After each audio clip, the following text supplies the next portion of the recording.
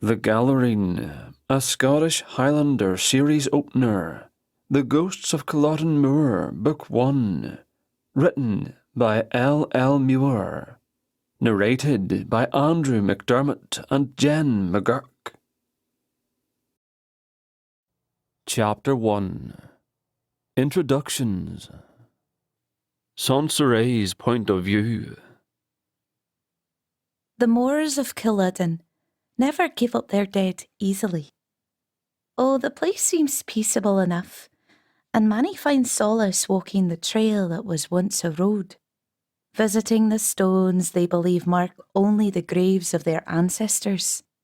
They shiver and imagine all kinds of horrors at the Well of the Dead, and the young try to prove their mettle by treading across one portion or another in the black of night. But none, save a few of the keepers, knows what truly watches and waits. But I do, and I'm no keeper. I'm a Muir witch.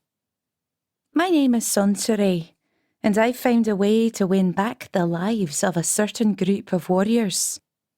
79 souls who refuse to leave their hallowed, forever bloody ground. I can win back their lives, I say, but only for a time. The trouble will be convincing them to make the bargain. In springtime, some of the mosses send up a moist, fascinating shoot, a thin, brilliant sliver of green, straight into the air, as if shouldering their own weapons. Brief flashes of sunlight encourage the plants to take a sip of rain, to see how it tastes. Soon, a warm breeze chases all doubt away, and the turf gets drunk on melted snow, and it all dares to live again. I must tempt these Highlanders in the same way. Give them a taste, get them drunk on life, and dare them to grasp what they can. In summer, the gorse and heather fight for right of way. It's a colourful field to tread for those with eyes that can see the hues. In the fall, the ghosts rise and stomp about, grumbling for the fact that they will never see home or shelter again. In winter, they shake and shiver as if they can actually feel the cold creeping into their bones that have long since ceased to feel anything at all. I hear it all, and it breaks my heart. I know them all, and I am compelled to end their self-imposed hell on earth. The Moors of Culloden are wondrous. My heart and body are part of them now. But oh, how I loathe them for what happened above ground, and what still happens below. McEwan's point of view. There are 79 of us. We never gathered before the battle. Most of us were strangers, so we found it passing peculiar when the stramash was over and the lot of us stood apart from the rest. Apart, but together. Perhaps we were united in our need for vengeance. We donna ken. Perhaps there is something about a tormented man's heart that can be stilled neither by bullet nor bayonet. There were others, of course. There still are others of all ages who haunt the battlefield, who cry out in need to be remembered, who refuse to go on to whatever God has in store for them. The women make things harder for us, mothers and widows wandering the swampy ground. Like mournful birds they cry out for their sons and husbands, reminding us all that we were once loved by a mother. One or two might have been loved by a wife. But these women are somehow removed from us, blind to us, the 79, and since we have no interest in their painful reminders, we choose not to see them any more. Not everything is a choice, however. We are the 79. Until 16 years ago, I thought we would remain Culloden's 79. Chapter 2. The Meeting. 16 years ago. Over the centuries, few occasions could rouse all 79 of us at once, but that 1999 summer solstice was momentous indeed. We stood together, blinking into the cheerfully pale grey sky, wondering what had awakened us. I half expected God himself to arrive and summon us to stand before his judgment seat, whether we wanted to or no. When nothing so impressive happened, we looked to the small white car entering the car park. Those were the days before the great visitor centre was constructed, and the little family forewent the tourist path and came straight onto the battlefield instead. The man and woman stirred nothing inside us, but there was something about the babe that pulled us like a magnet to her. She wasn't much to see. After all, babes and wee ones rolled and toddled around the grounds nearly every day. And this one was not more than a bundle of blankets and two wide eyes staring back at us as we peeked over the edge of her pram. She was not unique. Many of the wee ones looked us in the face and smiled. Some cried. Some stared saucer-eyed and waited for someone to explain us. But this burn was different. We all must have felt the same thing, for after each of us finished looking the lassie over, we turned and nodded to our brothers, pretending to understand, but in truth knowing nothing more than we were united once again. We needed her. Most folks who come to the battlefield at Culloden Moor are looking for something, whether it be peace or a brush of wind from days long gone, or a feeling of family that goes back to Adam. They're expecting something from the ground they cross. Some even have hope for a ghost to rise and greet them. On days of remembrance, some come bearing gifts and tokens to honour the dead, but until the last came, there had never been anyone from whom we've all expected something. Perhaps she's our peace, somehow. Peace for those who refuse to be fully at peace. It's a quandary. It was a lucky thing we were patient young men, a virtue learned over 254 years, because it was obvious we would be waiting until the lassie was old enough to tell us just what the devil we were supposed to need from her. A year later she came again, but this time we were surprised when the one we usually looked to as our leader, number 79, hurried to the child's side and stayed there for her entire visit. It was difficult for the rest of us to get a close look, what with him lording over her, but he allowed us a quick look, one at a time, before a flare of his nostrils signalled our turn was at an end. The next year, even he kept his distance. Most 2-year-olds are on the cusp of grating and wheeling any time of the day. With 79 scraggly warriors staring at them, the wrong twitch of an eye can send the worst of them into a screaming fit. Our lass turned out to be a bit more composed than others, but still, our tall, silent leader guarded her from a distance and used one sweeping, dark stare to warn us to stay back. We didn't mind so much, though, now that we had hope the parents would be returning regularly. The following summer, the sober, intense mob of us turned into a pack of grinning fools when we heard the lass laugh. She reached out to touch number 79's short beard, and he pulled back so suddenly it shocked her. In the blink of an eye, she was giggling so hard she could barely catch her breath. Begrudgingly, he stepped aside and let us all have a chance to impress the lassie. Number 23 taught her how to wink while she sat on a stone bench beside her oblivious mother. Number 4 tried to teach her how to whistle, and we stood stock still when we realised she was able to hear him. After that, the men sang and spoke to her, but had to stop when the 3-year-old started speaking back. It was clear her mother was beginning to worry. She blew us kisses over her father's shoulder while he carried her to their car. We grinned on and off for a month, then started grinning again as the next summer solstice neared. The 5th time she came, she was over 4 years old and far too inquisitive. What's your name? She boldly asked 79, while her parents looked at the empty air before them. Can you not see him, Da? The big one, with the golden hair? No, sonny, do you see someone? Aye, I do. Her wee brow furrowed. But he'll nae give me his name. Will you ask him? Her father shook his flushed head. Since I canna see him, lass, I doubt he'd hear me. 79, the warrior blurted. Then he looked about like he was confused by his own answer. We'd all forgotten our names from time to time, but 79 was none too happy at the lapse, and he stumped off and vanished, never to reappear that day. The next June, to our dismay, she didn't come.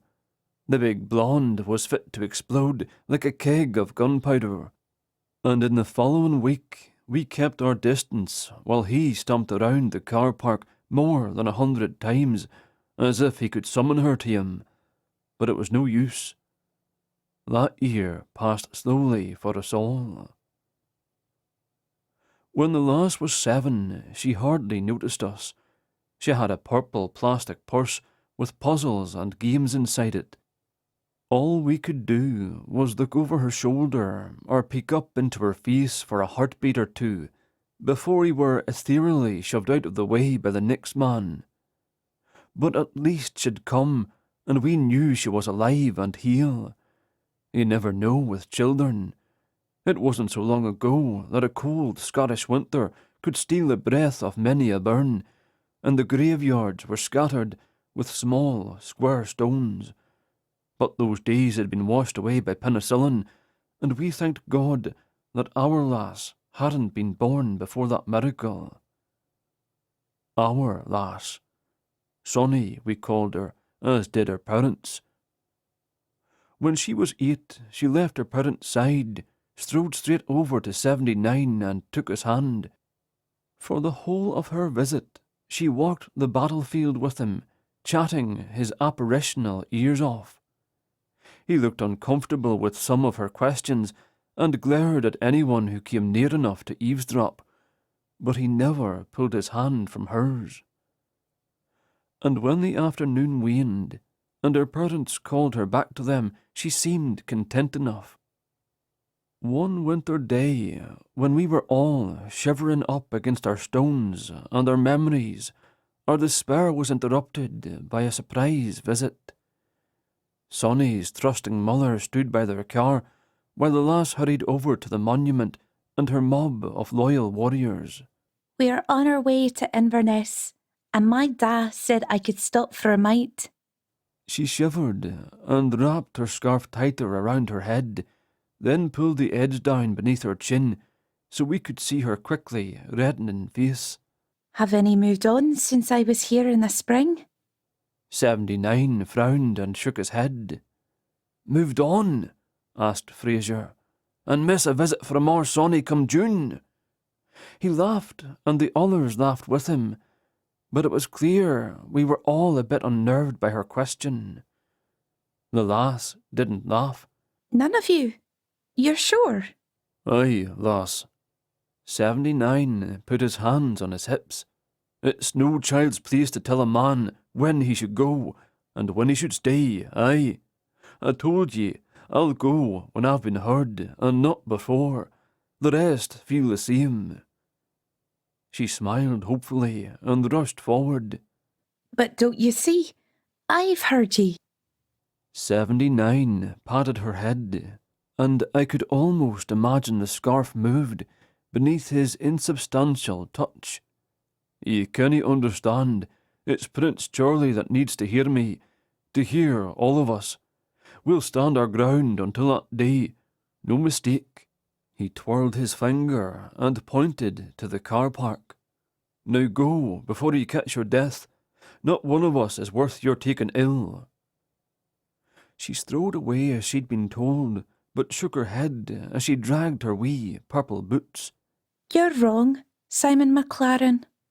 12 yards away, she turned to face him.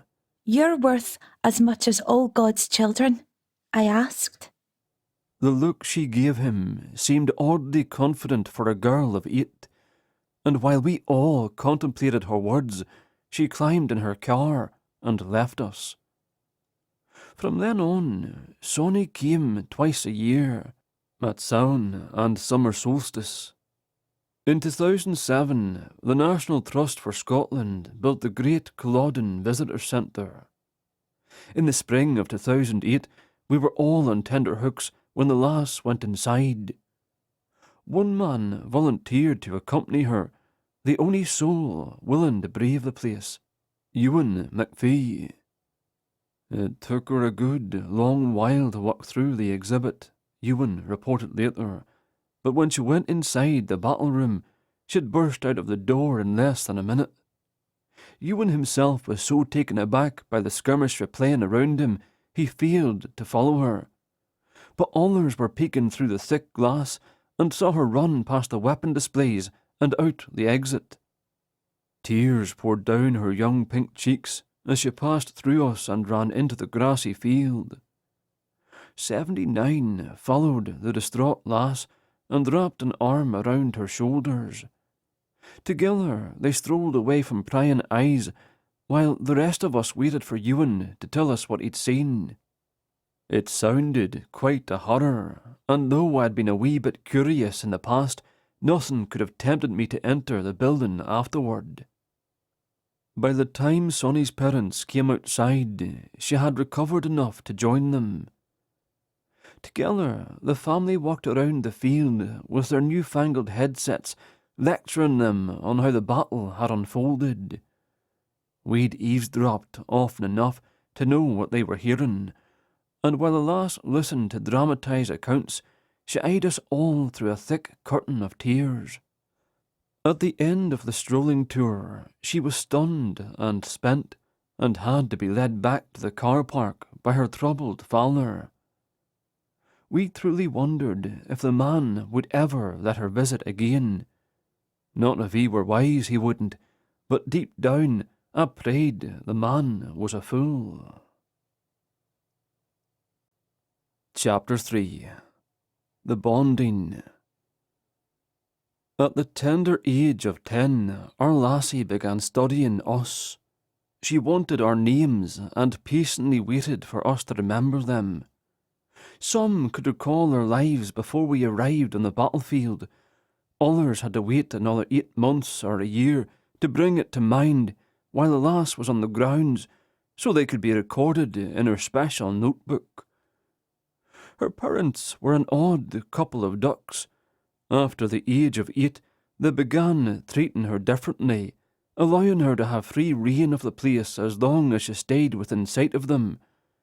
It was obvious they knew of her gift, that she was able to see us, but remarkably, they didn't mind it. They certainly didn't act as though she should be committed to a hospital simply because she could see spirits, and they didn't seem to worry that we might cause her harm. After all, it was only the exhibit and battle immersion room that had upset her in the past.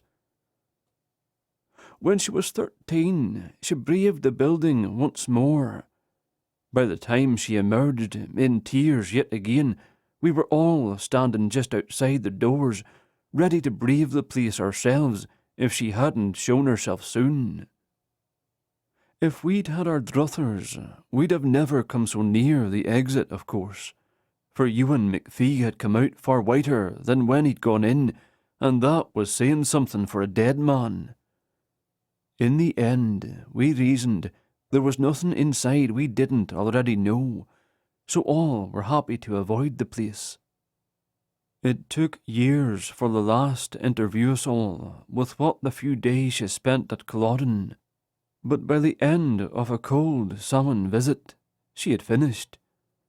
When she came to visit that spring, she was 15. She left her tattered notebook in her bag and spent all her time with 79, And though we still wondered why the lass continued to affect us so strongly, Wyndham suggested that the good Lord had given her to us for a bit of companionship while we bided our time. But no one should assume to know what the Almighty has in store. Chapter 4. Discord. Summer Solstice, 2015. Something was wrong. Throughout the cloudy day, the mood among the 79 grew into a sullen cloud of its own. Our Soncerae had not come. The sun set with all the traditional fanfare on the longest day of the year, and still our precious lass never appeared. 79 was physically ill, at least as physically ill as a spirit can be.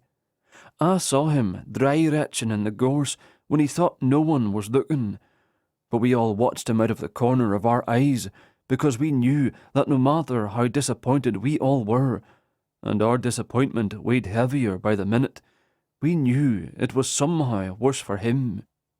There was something between this tall, silent blonde and the wee lass whom we'd all watched grow up. She would be 16 this year, I mumbled, and glanced in 79's direction. Alan McInnes to my left tried to shove my shoulder, but his hand went through me. My mood had weakened me so. "Dinna be daft. 16 is still a child these days. There can be nothing between him and the wee lassie, aye." "Oh," I pointed to the blonde with my blade. "Tell that to him." McInnes snorted again. "Well, it's not as if she's dead, is it? I mean, 16-year-olds dinna just keel over of a bad heart or die of the sniffles now, do they?" The man's logic made me shake my head. "You just said she's a child. Now she's too old to die of the sniffles. Make up your mind, for pity's sake." "Her parents didna come this year," someone said quietly. "Perhaps they've all gone on holiday. To the States, maybe. Can't you swing up to the Highlands for the day if you're across the pond, aye?" Wyndham was ever one to hope. But that day, it didn't help much. 79's mood always seemed to dictate our own. We were that tethered to one another. The car park emptied of all but 2 vehicles. What with the pagan holiday and all, it seemed the folks in the great visitor centre expected trouble and had kept on a pair of security guards for the night instead of just one. Because of the solstice, all 79 of us remained upright, still waiting for our semi-annual moment of cheer. I expected none would give up hoping until the sun found the eastern sky again. If I had been alone, I might have wept. I was that sorry not to see her. Even if she would have spent the day walking about holding 79's hand, she would have spared us a moment or two. A little jolt of electricity, or whatever magic it was, always perked us up when she looked our way, or passed her hand through ours. As if they'd given up hope, the clouds that had been dripping all day decided to grate like no one was watching. Perhaps they too felt the despair consuming Culloden's 79. Slowly, reluctantly, men got to their feet and looked to their resting places. I lifted my face to the downpour and let my despair slip away. With no clear images in my head, I knew I would return to where my body had fallen that April day in 1746, and I would sleep almost peacefully until my mind began to fidget again. Until I woke, however, I would forget that I was face down in the mud with Alan McInnes draped over the back of my calves. It never bothered me while I slept. Peace. Give me a little peace. The prayer was cut short by the flash of headlights. My heart jumped with hope that Sonny had come at long last. After all, there had been only that one year we'd had to make do without her when she was 6. But it wasn't our lassie. It was the security guards tootling about the grounds on the large ATV. They took a rise too quickly, and the vehicle bucked, sending the rain between the small windshield and the roof. The men groaned as the water soaked them through. I smiled, and thought their discomfort a small price to pay for getting my hopes up for no reason. I faced the sky again, intent on finding my peace before the guards made their way back from the west end of the field.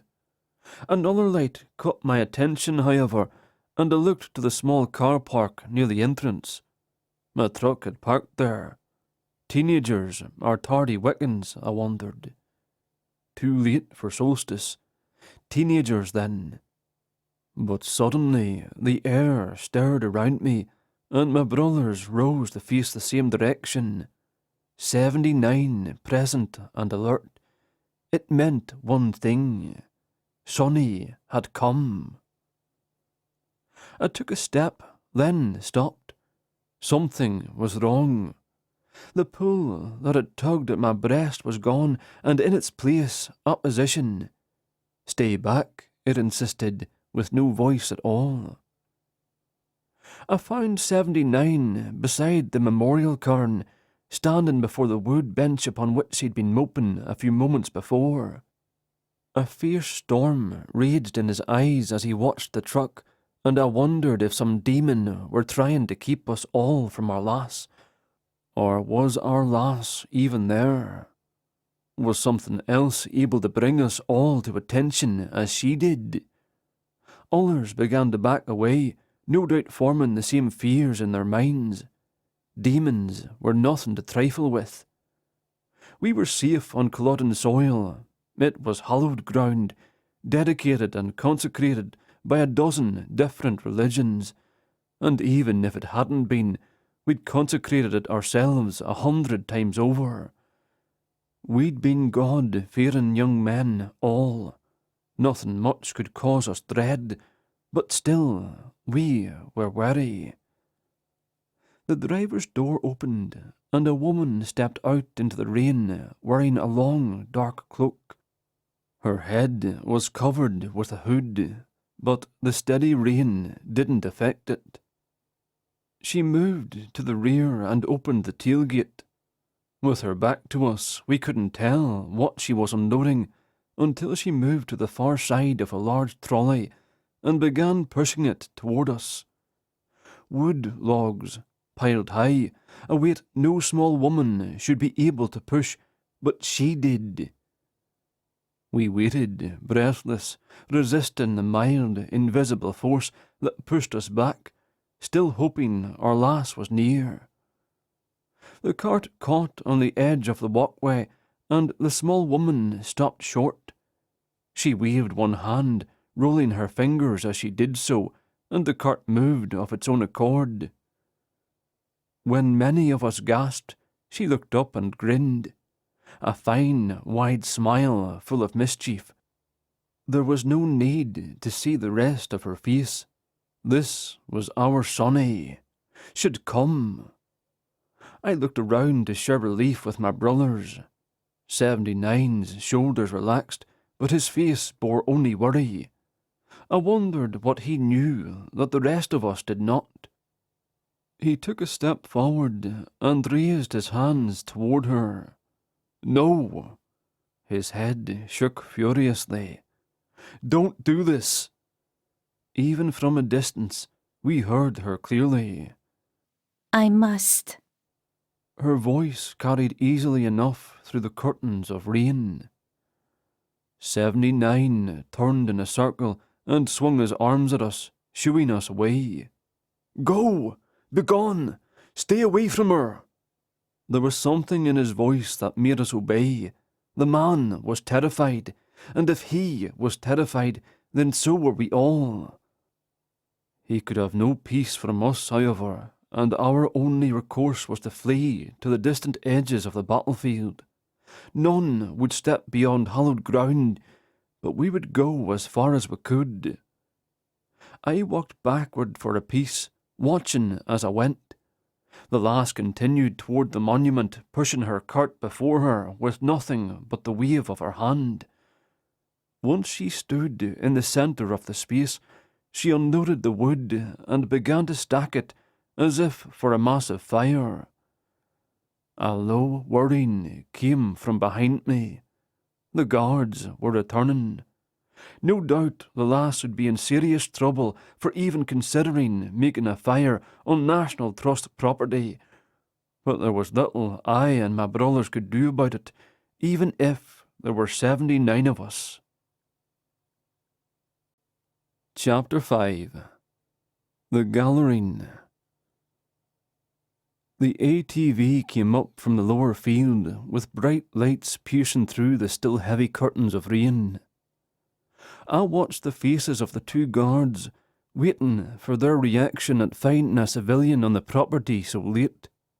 But surely they expected some trouble on solstice. They were prepared, after all. "Don't see her, don't see her," I chanted. Dread and rain slashed through me as the vehicle started up the path toward the monument. Impossible not to see her. Impossible. The lights shone directly on the lass as she continued to pile the logs, and all for naught. I waited for the red flash of brake lights, but they never came. The headlamps moved on, shining along the path, turning toward the cottage. The ATV's small engine whirred along without slowing. Perhaps they were drunk, for how else could they have driven by her unseen? The vehicle stopped at the old Lanark cottage, and one man got out. With an umbrella opened over his head, he walked around the house.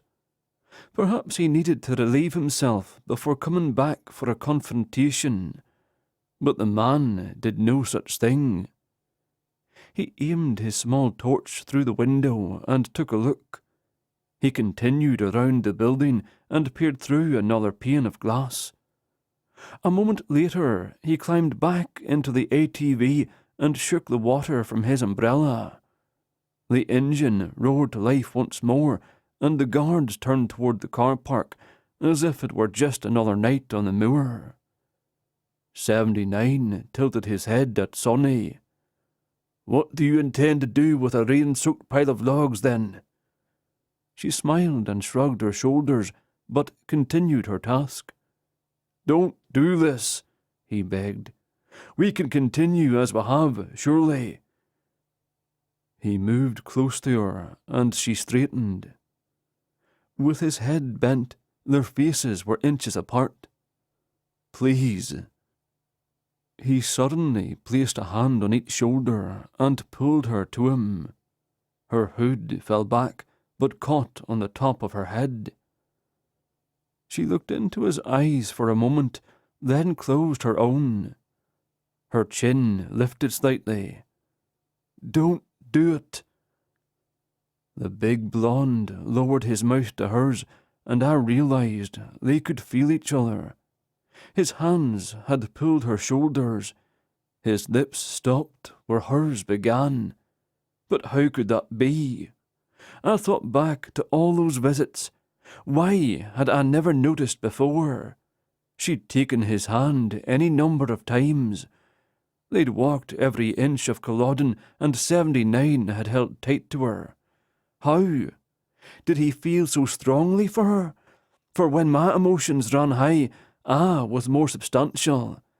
Even Alan McHennish was able to give me a shove now and again. How strongly 79 must be feeling at that moment, then, to have a living lass feel his touch. The kiss ended, but neither of them stepped away. "Please," he said again, "it's too soon." She shook her head sadly. "Our time has run out." He straightened, but didn't release his hold. "I won't allow it." "You can't stop me." Her chin quivered as she lifted her hands in the air. His grasp slipped from her shoulders. Her sleeves billowed around her arms, and a green light followed the path of her hands, swirling, twisting. The pile of wood combusted, a fire with oddly white flames, and between Soncerae and the warrior, the green light grew into a wide, slow-moving ring. 79 jumped back as if the circle might consume him. I stood rooted to the heather-covered ground. Our sombre leader had ordered us away, but my willingness to flee was forgotten as shapes began to form in that green light. Shapes that moved separate from each other but continued in the same direction. Shapes that walked, that glided, that stumbled, like people. You will not stop me, Soncerae repeated. He put his hands to his hips and glared. You're a witch, then. She only smiled. You've always known it, Simon McLaren. He started at the sound of his name and began to back away from her. After a defiant shake of his head, he turned and began to vanish, but he never made it. Come, she whispered. Then that whisper became a wind that swirled around the edges of Culloden and pushed me and the rest toward the monument. Come. The force that had nudged me away while she set about lighting her fire had turned and now pressed at my back, reinforcing the summons of the wind. I gather the 79 of Culloden to me. Her voice boomed. Come. And one by one we gathered, all. Chapter 6. The Bargain. Out along the English line there stands a small square of layered stone topped with bronze, a marker for Clan Cameron. It was a good piece away, and yet that was where 79 took a seat. Sonny's summons kept him visible, but he was able to defy her enough to reach the formation. Whatever winds buffeted him, they could not move him. He faced southwest and became as immovable as that memorial. Eventually, the winds died down, as if Soncerae recognized the futility and had to settle for the man being present, if only from a distance. The rest of us knew no good reason to resist, I suppose, and so we did not. We filled the clearing from the cairn to the path, and then to the clanstones in the grass beyond. There were that many of us. Since we rarely gathered together in one place, it surprised me how much space we filled. 79 is no small number. A significant assembly of warriors who still, nearly 300 years later, could only guess at the bonds that connected us.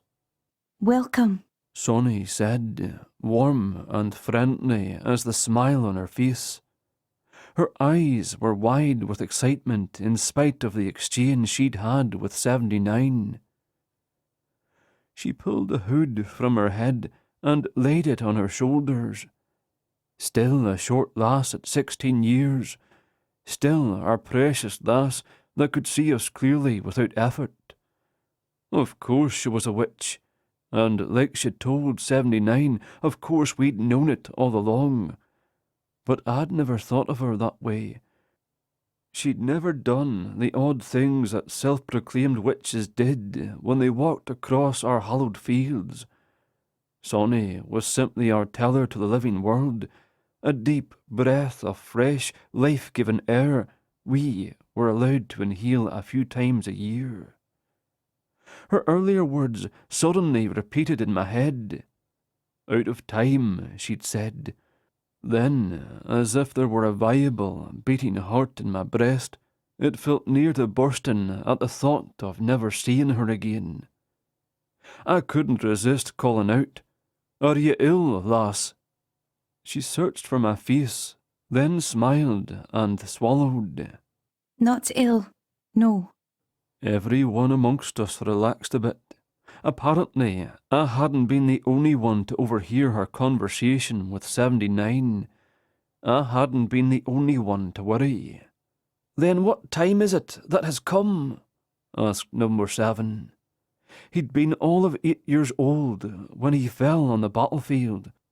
The lad's dog had followed his father to Culloden, and the child had followed the dog to bring him home. There'd been no time to send him away before the cannons fired. Now that the lad would never be going home again, his dog remained at his side, comforting him on the rare occasions the boy awoke. Number 7 was yet another mystery among us. What could he possibly have in common with the rest? What could have tied him so surely to our assembly? He knelt on one knee at the front, one arm around the straggly dog, and one fist grinding the sleep from his eyes. Soncerae took a step toward him, leaning down as she did so, but the ring of grain kept her from reaching the laddie. "It's time to go, Rabbi," she said. Then she addressed us all. "It's time for ye all to go home." We couldn't stifle our collective groan of disappointment. Though no one would have spit in our lass's direction, most men shook their heads and turned away. Our wee witch was just like the rest of them after all, telling us to move on, that loved ones were waiting if we'd just look to the light. I glanced back to see how Soncerae was taking her rejection, but there she stood in her great swirling ring of green, smiling patiently, as if she'd expected nothing less. And to the west, 79 was watching too, his concern for her as clear as ever. "Why do ye go? Ye still want your revenge, do ye not?" The grand exodus ended abruptly, and all shoulders turned back. She opened her arms. "Private word with the bonny prince, perhaps?" Fraser was the first to reach her, and we all hurried back to listen.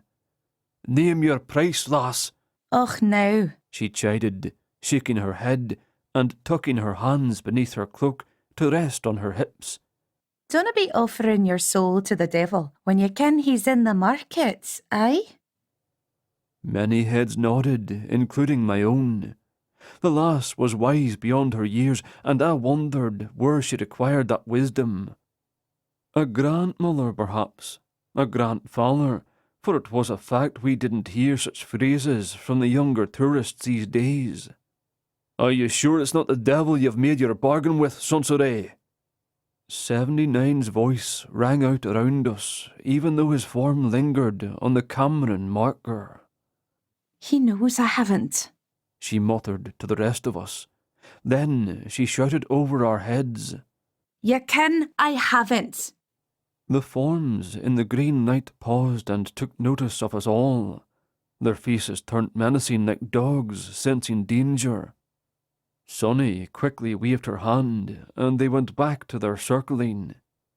Now that I was closer, I noticed their mouths moving, chanting. I took a step back, and Soncerae laughed. "My ancestors, nothing to fear. My da thought I shouldn't come alone, though my biggest threat would have been a drunken driver on the A9. I tried to tell my parents I had nothing to fear from you lot, but they wouldn't listen. I had to sneak out of the house. Well, let's get started." With another wave of her hand, the large white pyre expanded, and the light of it illuminated the faces of her attentive audience. She murmured something we couldn't understand, and we waited. "This is why she was brought to us," McTavish whispered. "I have wondered." "Oh, aye," said another, "to bring us our revenge. I knew if only we waited long enough." "Shut it!" Number 32 pushed his way closer to the lass. He was hard of hearing, even after he was dead. On the few occasions we'd spoken, I quickly wearied of repeating myself, and tried to tell him the defect was probably just in his mind, but he wouldn't see reason. He'd been standing too close to a cannon when it had fired, and sometimes when he woke, half his head was still missing. We'll strike a bargain here, this first night of summer. If ye agree to the terms, ye shall have your heart's desire, a tete-a-tete with bonny Charles Stuart himself, or, if you like, a few moments alone with him in a room where ye can speak with your fists. The last suggestion was met with more than a few enthusiastic grunts. "And what if he's beaten to a bannock before I have my turn?" shouted number 68. Sonny smiled, but I could tell she was uncomfortable with the idea of men beating each other bloody. Her generation seemed a squeamish lot, though, so it wasn't the lass's fault. Each of you can face a hale and hearty prince, if that is what you wish.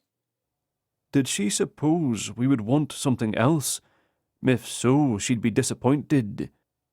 From the reactions all around, it seemed our anger with Charles Stuart was indeed what had united us, and it sounded as if we would at last be heard.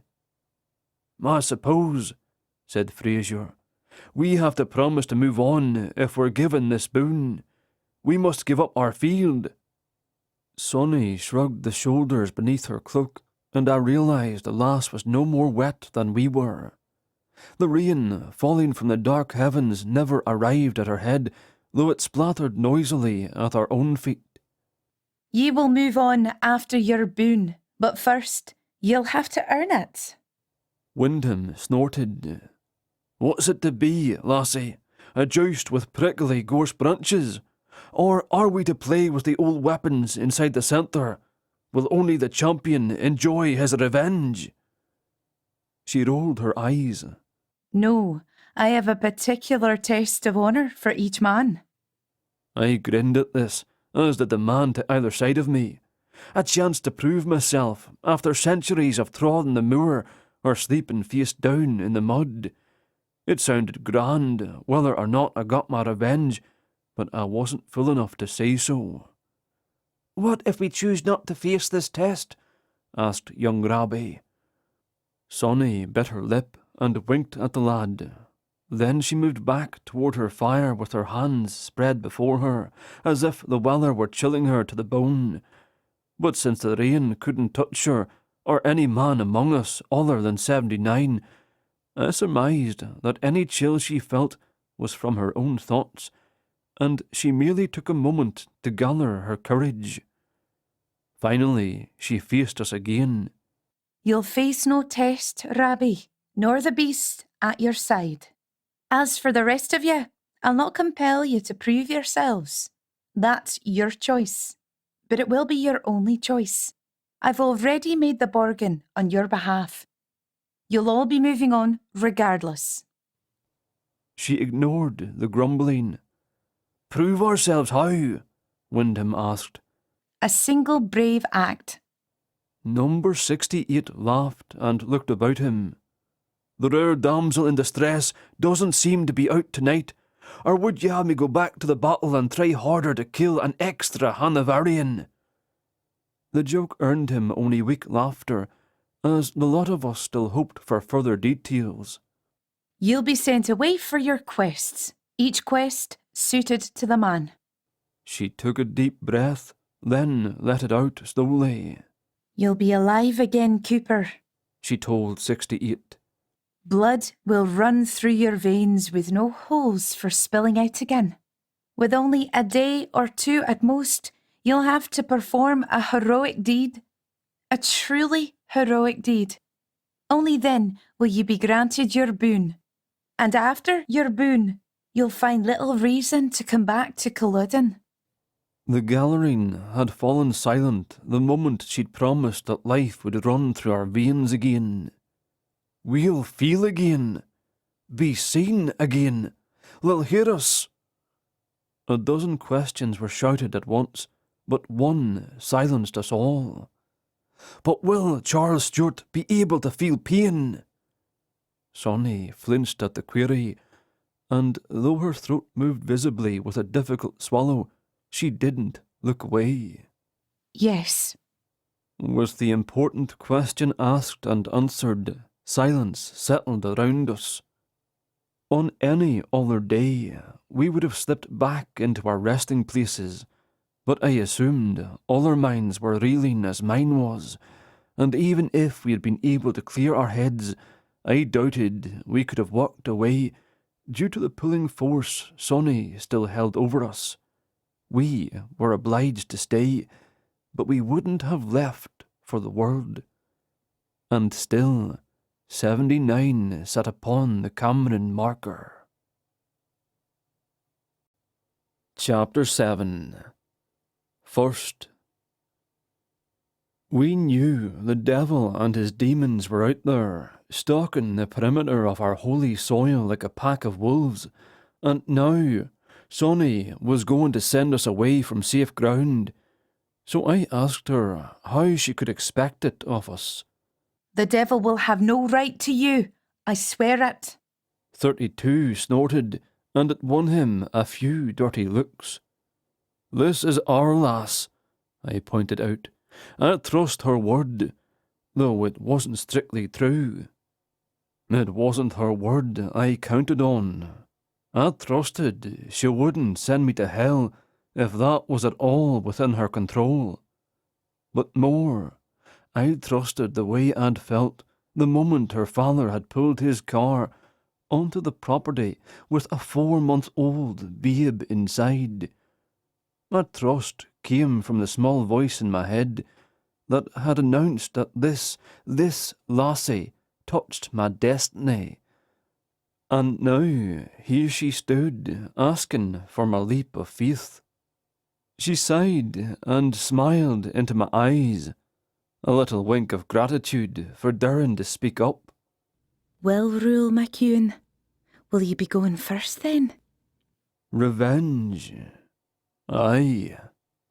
I was more ready than I realised, and a wee bit embarrassed that I'd held on to that bit of rough land as long as I had.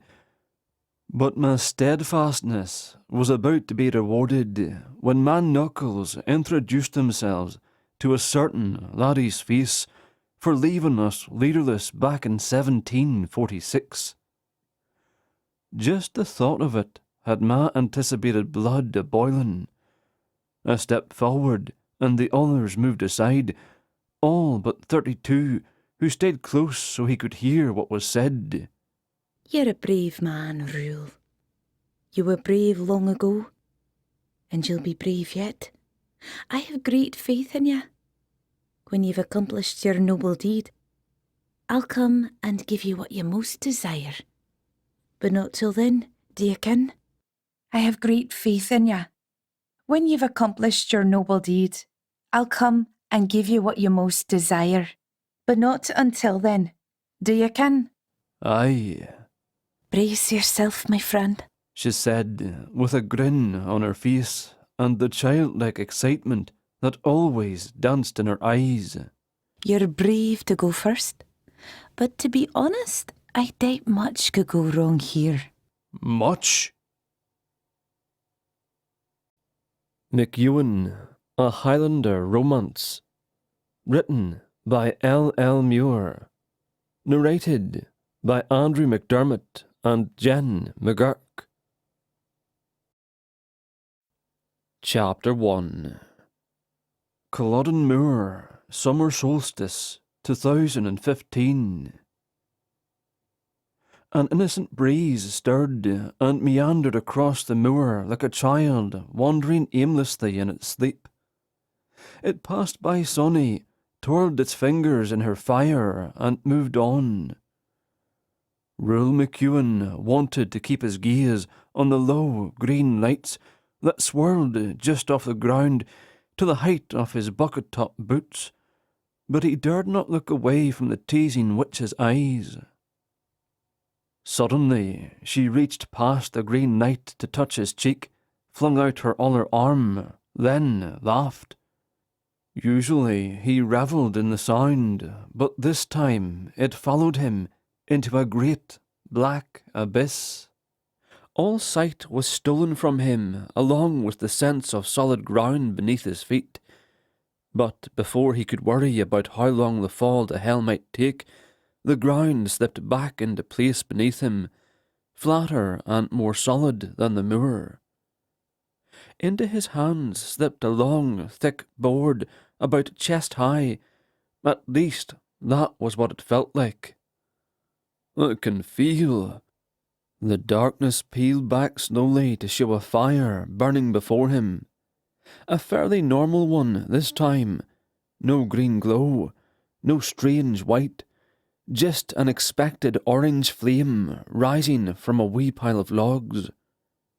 The mantle he gripped in his hands was no mere plank of wood, but a well-polished construction with an ornately sculpted front panel which he dared not surrender. Not only could he feel, he could taste. In his mouth sat the bitter grains of the coal from the fire. The heat rose to warm his whiskers and seep deeper to thaw the skin of his face. He'd forgotten how delicious warmth could be. A dozen other sensations registered at once.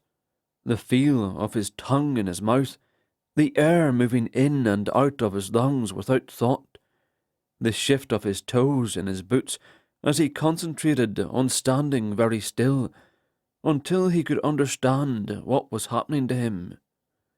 "Sonny," he whispered, then started at the sound of his very real voice in his ears. "You've done it, Sonny. If you can hear me, you've done it." The muscles in his legs bunched and relaxed, as he fought to keep his balance.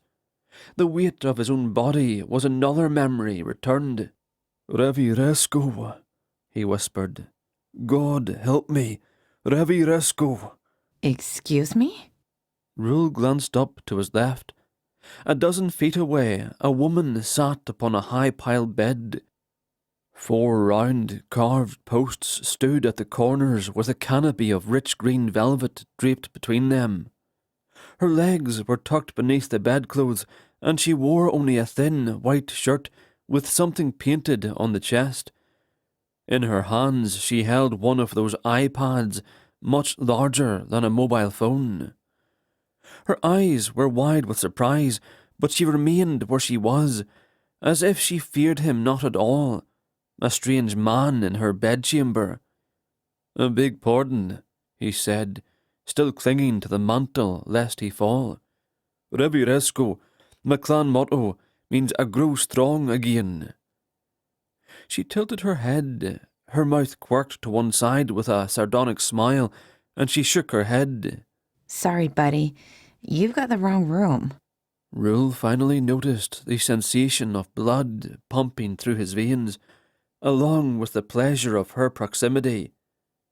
After all this time, a lass other than Soncerae could see him, and she showed no intentions of running away. Steadier now, he stepped away from the hearth and offered a bow. "My apologies for the intrusion, madam. Or is it miss?" She lifted a brow. Really? Had she misheard him?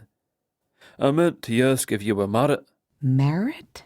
He breathed deeply and reminded himself that patience was a virtue. "Do you not speak Scots English, then?" She tossed her iPad aside, slid her legs out from under the bed coverings, and hopped to the floor. Ill-tailored grey pants covered her legs, sweating pants he believed they were called.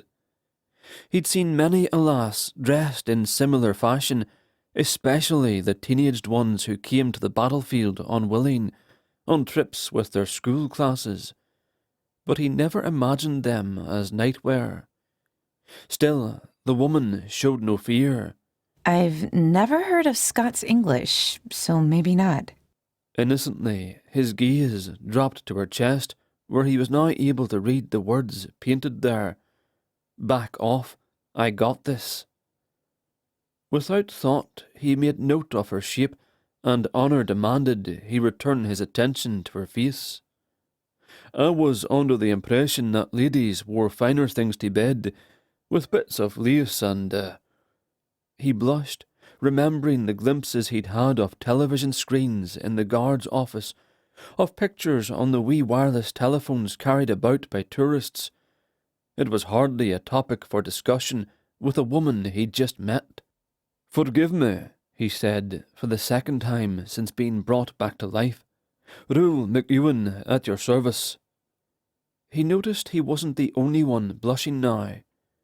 She crossed her arms to hide herself, then changed her mind and placed her hands on her hips. My Victoria's Secret nightgowns are all in the wash. Sorry to disappoint you. Now... She gestured toward the door and skirted around him, drawing him in the opposite direction of her bed. You're clearly in the wrong room. She tried to open the door, but a chain prevented it. Wait a minute. How did you get in here? "A witch placed me here, before your fire." Placed you here? Is that more Scots English? She stomped to the fireplace and began pushing at various carvings.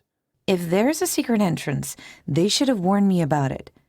Does the fireplace turn, or did you come through the bookshelf? She stepped over to a small table sitting before the wall of books where a fat, waxy candle sat on a tall base. She lifted the candle high off its perch, then sat it down again.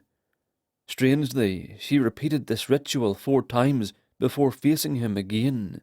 I give up. Please show me how you got in. As I explained, I was placed. By a witch. Yeah, got that. Just out of the blue, right? No door or anything. You just materialized? He rewarded her with a smile and a nod, relieved she'd found an appropriate word for it.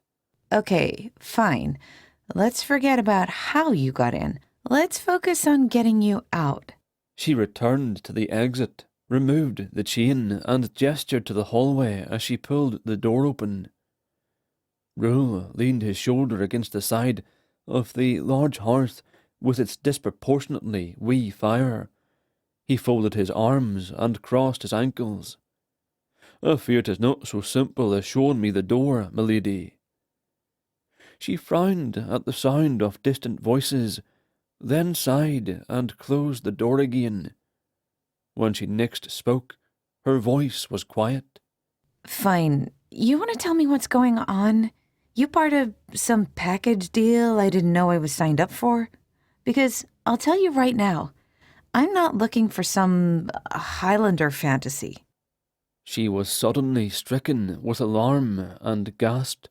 Then she shook her head rapidly, sending her spider-like hair comb flying. Her thick brown tresses fell to her shoulders, but she noticed none of it. Please tell me my friends didn't hire you for some kind of lap dance or something? She backed herself completely against the door and groped for the handle once again. Please tell me you're not a stripper. She suddenly bit her lips together, blushed, and shook her head again. And don't sing, I beg you. I don't care if you're good or not, but please don't sing. Truth be told, Rule considered breaking into song simply to see if it might bring a deeper colour to the woman's ever-changing face. But since it wasn't the first time in his life he'd been encouraged not to sing, he took pity. "I will not sing, I vow it." She sighed and relaxed, but her relief was temporary. Now, promise you won't take your clothes off? Again she bit her lips together, and her face flushed anew. He absently tugged at the sash of tartan across his chest, watched her eyes clamp shut, then laughed. When she eventually found the courage to look at him again, he placed his fist over his heart. "I also vow I shall not remove my clothes for your entertainment this night." When her eyes flew wide again, he shook his head and hurried to her, to take her hands and entreat her to look into his eyes. "Aye, but tease, rest easy. Whatever your imagination has suggested, I am here for none of those reasons." She stared at his hands for a long moment, then pulled her own hands from his grasp. No one hired you? "No one." Then why are you here? He took a step back to give her space. "You'll be pleased to know that I've been charged with performing a noble deed, and the good witch, Soncerae Muir, has obviously chosen ye to be the beneficiary. Either that, or you're in some sort of danger and I'm charged with protecting ye for the time being. She closed her eyes and sighed again. Damsel in distress? He looked her over. Are ye in distress? Caused by someone besides myself, that is. Her hand returned to the doorknob. I don't remember signing up or paying for the damsel in distress package. Package? He glanced around, then dropped his attention to his own sporran as he tried to understand her use of the word. When he glanced up, their eyes met, and she seemed to understand exactly what he was thinking. Her wide eyes made it clear his was not the package to which she referred, so he quickly steered the conversation away from such things. Perhaps you might gift me with your name. Holly. Holly Nickel. An American. She put her chin up. Yes. That explains our language problem. Try to understand, Holly Nickel, that my witch has chosen ye for my special attention. My services, my sword arm, my protection, whatever ye might need of me, is nothing ye could have purchased. The woman's demeanour changed then. A metamorphosis, to be sure. Her confusion and alarm changed to something much more aggressive, and she advanced on him with such intent he had no chance to plant his feet. And when she pressed her pointed finger into his chest, he had no choice but to retreat a step for each step she took. I don't know what your game is, but I'm done caring. I don't need protection, I don't need your sword, arm, and I sure as hell don't need your... She pointed to the bed. Services. No one knows me here. I'm no threat to anyone other than strangers who show up in my bedroom through secret passages and refuse to leave. The volume of her words increased with each advancing step. Even if they look like an Irish godsend to make all my fantasies come true, I'm not some giddy tourist. Irish! He finally had the wall at his back, and he was able to stand his ground. Madam, I am not Irish. It's Miss, and I don't care. He could resist the urge no longer, and slipped an arm around her waist to pull her against him. Then he lowered his lips to hers. Finally, he whispered, you took a bloody long time to answer my question.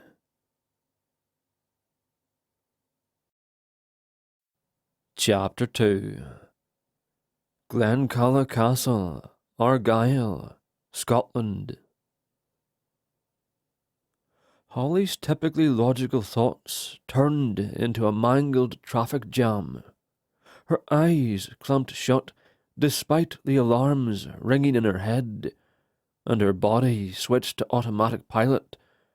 When a man kisses you, you close your eyes, right? The combination of jet lag, sleep deprivation, and the adrenaline of finally arriving for her 2-night stay in a Scottish castle had left her muddle-brained. So when a flesh and blood fantasy in a kilt appeared in her room, she was lucky she hadn't fainted on the spot, like the damsel in distress he was hoping to find. But she was no damsel, and she could handle whatever distress she found herself in. Point in fact, if she wanted to punch this bully in the nose for kissing her, she would, just as soon as she could get her eyes open and get back on her feet. When did he lift me off the ground? She shook her head to break the kiss, and though it was a half-hearted effort at best, he understood and set her feet on the ground. When he eased back, he seemed a little shell-shocked too, which went right to her head. "Forgive me," he whispered. "I haven't kissed a woman for centuries, and I was loath to let the opportunity escape me." His chest heaved as he stared at her lips, out of breath but willing to kiss her again. When she shook her head this time, it was a message to herself as much as him. It took a few seconds to realize Another kiss was inevitable if she remained where she was, so she pushed herself out of his arms and was almost disappointed when he let her go. It didn't make her feel any better to assume that most single women would react the same. She didn't go around kissing men she'd just met or letting a stranger into her hotel room. She was smarter than that, or at least she thought she was. Now she just wanted him gone so she could get some sleep and make sure her head was screwed on straight before she ventured out into a foreign country. It didn't help matters that Rule McEwan, if that was his real name, did look like an Irish god, even with his scarred face and mismatched eyebrows, one straight and the other arched. He was the embodiment of a Celtic fantasy, but she wasn't fool enough to let that play out. Sleeping with a stranger, not on your life. And if that was what he had in mind, hired or not, she had to get him out the door, and fast. His big, strong arm wrapping around her should have triggered her defences, but just the opposite had happened, and it scared her. She'd taken a self-defence class to prep for her trip, but all that went out the window with the touch of those lips. Stomping on his instep was the last thing she'd wanted to do, and all her mantras had been replaced by 3 simple words. Man, kiss. Now, before he changes his mind. After she got a good night's sleep, she planned on some serious self-talk. A sharp knock at the door brought her back to the present. A quick second later, she was standing behind him with his hands hemming her in, like the danger he'd been expecting had suddenly arrived. "Who goes there?" His booming voice filled every crevice in the room. Holly closed her eyes and groaned. Maybe the guy wasn't messing around. Maybe he really did believe what he'd said, and though it would be sad, she almost hoped the rubber truck brigade was waiting in the hall. I'm Mrs. Beatty. The owner shouted through the door. Miss Nicol, I'd like a word. Holly groaned again and stepped around her would-be hero. Then she pointed a warning finger at him, ordering him to stay put. Thankfully, he did. She took a deep breath, summoned a smile, and opened the door. As she had earlier, the old woman still wore her hairscarf, as if the wind were blowing inside the castle. With her thick sweater, skirt, and sensible shoes, she looked a lot like the farm girl version of Queen Elizabeth out to walk the dogs. Mrs. Beatty. Miss Nicol. The woman leaned to one side for a look at the man in the room. Holly stepped back to give her a clear view, hoping she might shed some light on who Rule McEwan was and why he was there. The woman's eyes widened briefly, then narrowed when she turned her attention back to Holly. You must be under the impression we charge by the room, but in fact, we charge per person. You'll be owing me another £60 for the day. Holly wasn't about to be had. So, you're saying you didn't send him up here?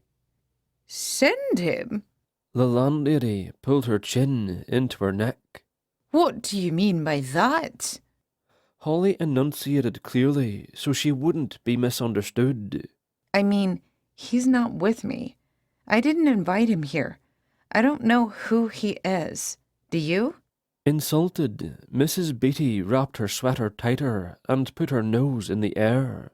Certainly not. Holly looked back at her hulking intruder. She could still taste him on her lips, feel the heat of his face against hers, that frame of soft whiskers. She forced herself to swallow and shook her head. Guess it's time to hit the road, Jack. The woman gasped. So you do know him? What? You called him by name. The Highlander spread his feet apart and put his hands on his hips. Holly, love, my name is not Jack.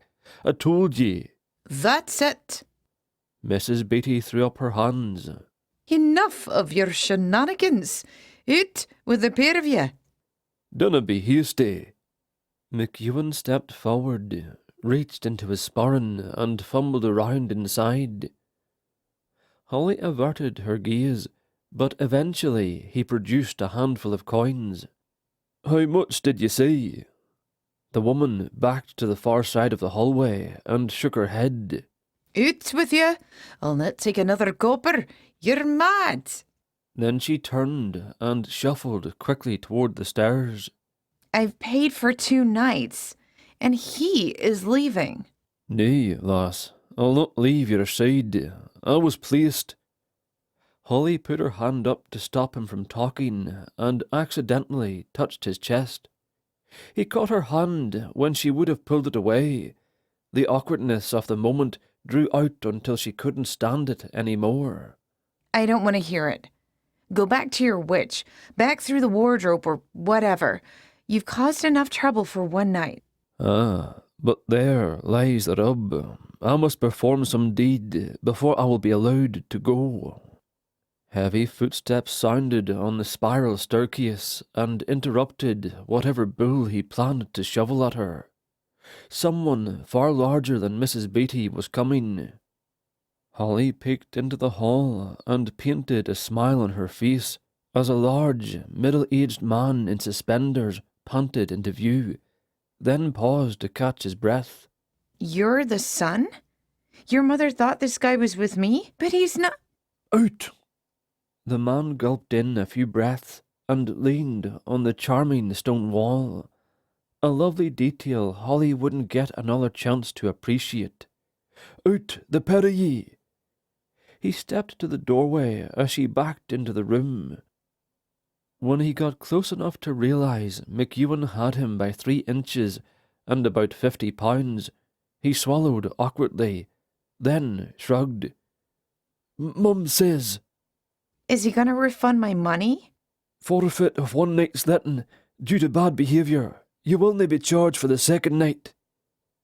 He pulled a paper from inside his sweater vest and handed it to her. It was warm from his body heat. Copy of the contract. I'll wait while you gather your things, but in 5 minutes, Mum will call the police. This all looks a bit premeditated.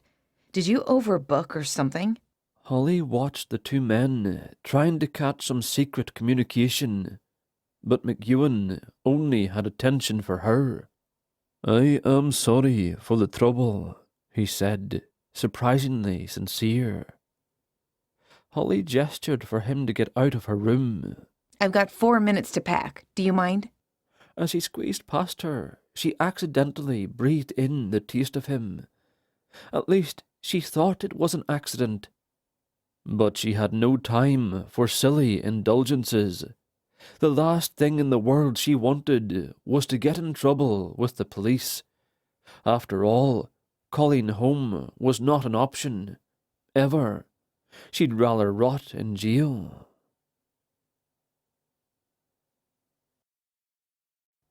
Chapter 3. The Road to Tynebruch. Holly thought it was unfair. She had to take 2 steps for every one of his. I'll not waste my wish on another apology, the Highlander grumbled as he followed down the road on her heels. But if you'd only allow me to pull your trolley, it might assuage my guilt on the matter. She stopped, pretending to be exasperated, but she really just needed to catch her breath. When giving her the boot, Mrs. Beatty's son had claimed it was only 2.9 miles to the village, and her legs insisted they'd already gone that far. But it was still light, so they couldn't have missed it. Not that she would have a hotel room waiting when they got there. By all means, feel guilty. Thanks to that festival this weekend, there's not a room left to rent in Tina. Tigna Bruach. She was sure she'd pronounced it wrong, but he didn't seem to notice. He gestured to the long string of houses on the far side of the road. "Mightn't we choose one of these fine homes and beg hospitality?" Holly gasped. Beg hospitality? You mean ask them to let a couple of random strangers spend the night? He gave a nod. "The Scottish are known the world over for their hospital—" How embarrassing. I'd rather die. She took off again, scanning the undeveloped stretch of land to the right for some sort of shelter. She happened to know there were no large predators left in Scotland, so sleeping outdoors shouldn't require a great deal of courage. Lass! She stopped again. I'm no lass. A dimple appeared on one side of his face, while he looked her up and down like she'd just asked him if he wanted to get lucky. "I'd have wagered the farm and then some," she shrieked. Keep talking, buddy, and I'll wipe that smile off your face. He rolled his eyes, then quickly stepped in front of her when she tried to walk away again. "Any woman is a lass, I dinna ken why it should offend ye." Lass means girl. "Lass means female, though more endearing." Then it's the endearment that I find offensive. You don't know me. "True," he nodded. "Point taken. I shall endeavour never to call you lass again whilst we are together." We're not together. Can't you just go away? Later, when she told friends about this, which might never happen, no one would believe she'd actually opened her mouth and asked him to leave her alone. Women of all ages by the thousands probably came to Scotland every year searching for a man just like Rule McEwan. And there she was, trying to get rid of him, when all he wanted was to stay together for a while. She'd sound ungrateful. She'd sound like an idiot. He ducked down to look into her face and grinned again. "Look, I can see you're plainly torn. You wish to be left in peace, but you fash over your own rudeness." He straightened and held out his arms. "Shall I put your mind at ease, then?" She sighed dramatically. Sure. Go ahead. Put me at ease. "I give you my word that, if I have found no way to be of service to ye within the next 2 days, I shall go away and darken your doorstep no longer." 2 days? "Aye, 2 days is not so long. A mere 2 days after I have gone, you'll forget me altogether. I have things to do. And I shall stand by ye, quiet as a mouse." You think you're coming with me? He lowered his chin and with a single step came to stand toe to toe with her. "It is a fact I cannot leave your side, as I've said. The sooner ye accept this, the sooner we'll find shelter for the night, the sooner you'll find your rest. Even I, a stranger, can see you're weary." She opened her mouth to point out just who was to blame for her current state, but his fingers were suddenly there, pressing against her lips. "Nay, lass, how you wished, lest you see something you'll regret." "Tut, tut, bite your tongue if you must. Stomp a foot if it helps, but accept it." She turned her head and his fingers fell away. You haven't given me a reason. The real reason you want to hang around. He frowned and glanced up and down the road, then stalled by kicking a rock off the path and into the grass. "I will explain, just not the now." Not the now? You don't have a reason, do you? He ignored her. "Let us find shelter for the night, and I will tell ye a wee tale that will move an American with even the hardest of hearts, and I wager you'll allow me to stay by your side as long as is needful." He thought her hard-hearted. Since they'd met, she supposed she hadn't said anything to make him think otherwise, other than kiss him back.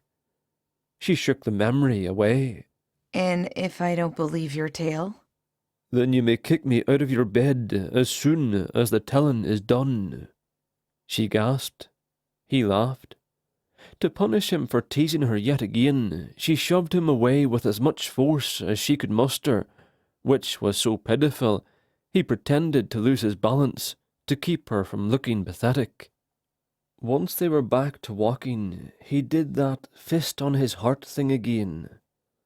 Holy Nickel, I vow that my goal is not to share your bed. I am an honourable man. I don't know. Can you be honorable and delusional at the same time? Delusional? She rolled her eyes. You still claim a witch placed you in my bedroom at the castle.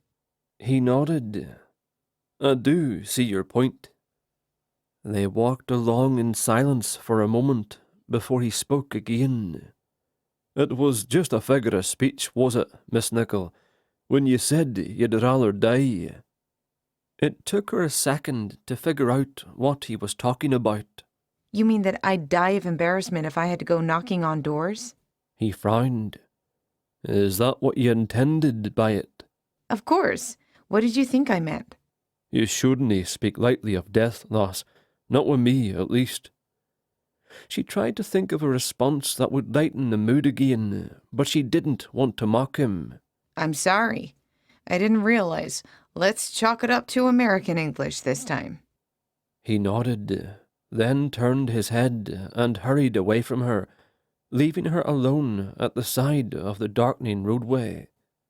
Her chest felt like a 50-pound bag of flour just landed on it. Was he leaving her for good? He glanced back over his shoulder. Did you see that? He then pointed toward an ancient yellow house. See what? A will-o'-the-wisp. A what? She quickened her steps, but then had to slow when the wheels of her bag cleared the side of the road and caught on the bumpy grass.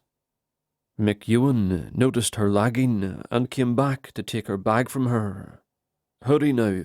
I believe it's a sign from Sonny. Sonny? Aye, my wee witch. Oh, great. Delusion time again, and she had no choice but to follow, since he now had her bag. Mr. McEwan. He ignored her, hurried to the yellow house, and stopped on the stoop. He finally turned to wiggle his fingers at her, right before he started banging on the door. She ran flat out for the side of the house to hide. She hadn't been lying when she said she'd rather die than ask a stranger for shelter. She only prayed she'd be out of sight by the time someone came to see who was beating their house down. The door pounding stopped when she still had another 10 feet to go, but she kept her eyes on the shadows beside the old building, lifted her feet high so she wouldn't trip, and didn't care how ridiculous she looked. She would have plenty of time to catch her breath while she waited for McEwan to be ordered off the property. Then she'd chase him down and get her suitcase back. She reached the corner and scurried into the darker shadows before she finally collapsed and pressed her back against the house.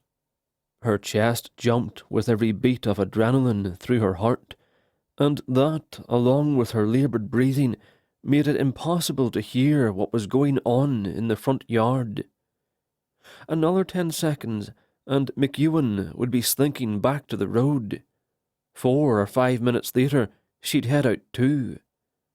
She couldn't believe he'd actually knocked on someone's door and asked, no, begged for a bed for the night, and after she'd explain how it would embarrass her. She counted to 60, counted again. Had it been 3 minutes yet? Something large suddenly blocked her view of the evening sky, and she nearly jumped out of her skin. Miss Nickel. She was too horrified to answer. So much for hiding. Miss Nickel, we've been invited to stay the night in Mr. Johnston's home. Please, dinna insult the man by refusing. You are out of your mind. You invited yourself. He sighed rather loudly. I'll ask you to trust me to know my own countrymen. He was quite pleased I knocked on his door. Ye shall discover that for yourself. Nothing to be embarrassed about. He stepped closer, as if he could see clearly in the dark, and suddenly his hand was there, reaching down to her. "Trust me, Holly. Just this once. Trust me." McEwan held her hand and hurried her around to the front door. She went along like a less than eager bride being bullied to the altar, but she stopped dragging her feet when she realized Mr. Johnston was watching them. He was a shrunken old man, between 80 and 90 years old, possibly older, considering the depth of the wrinkles on his face.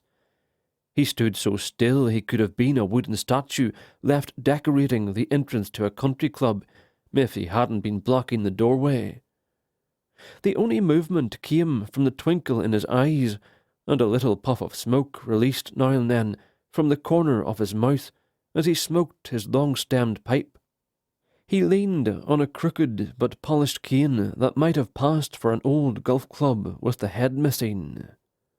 "Welcome, welcome." With tiny steps he entered the house ahead of them.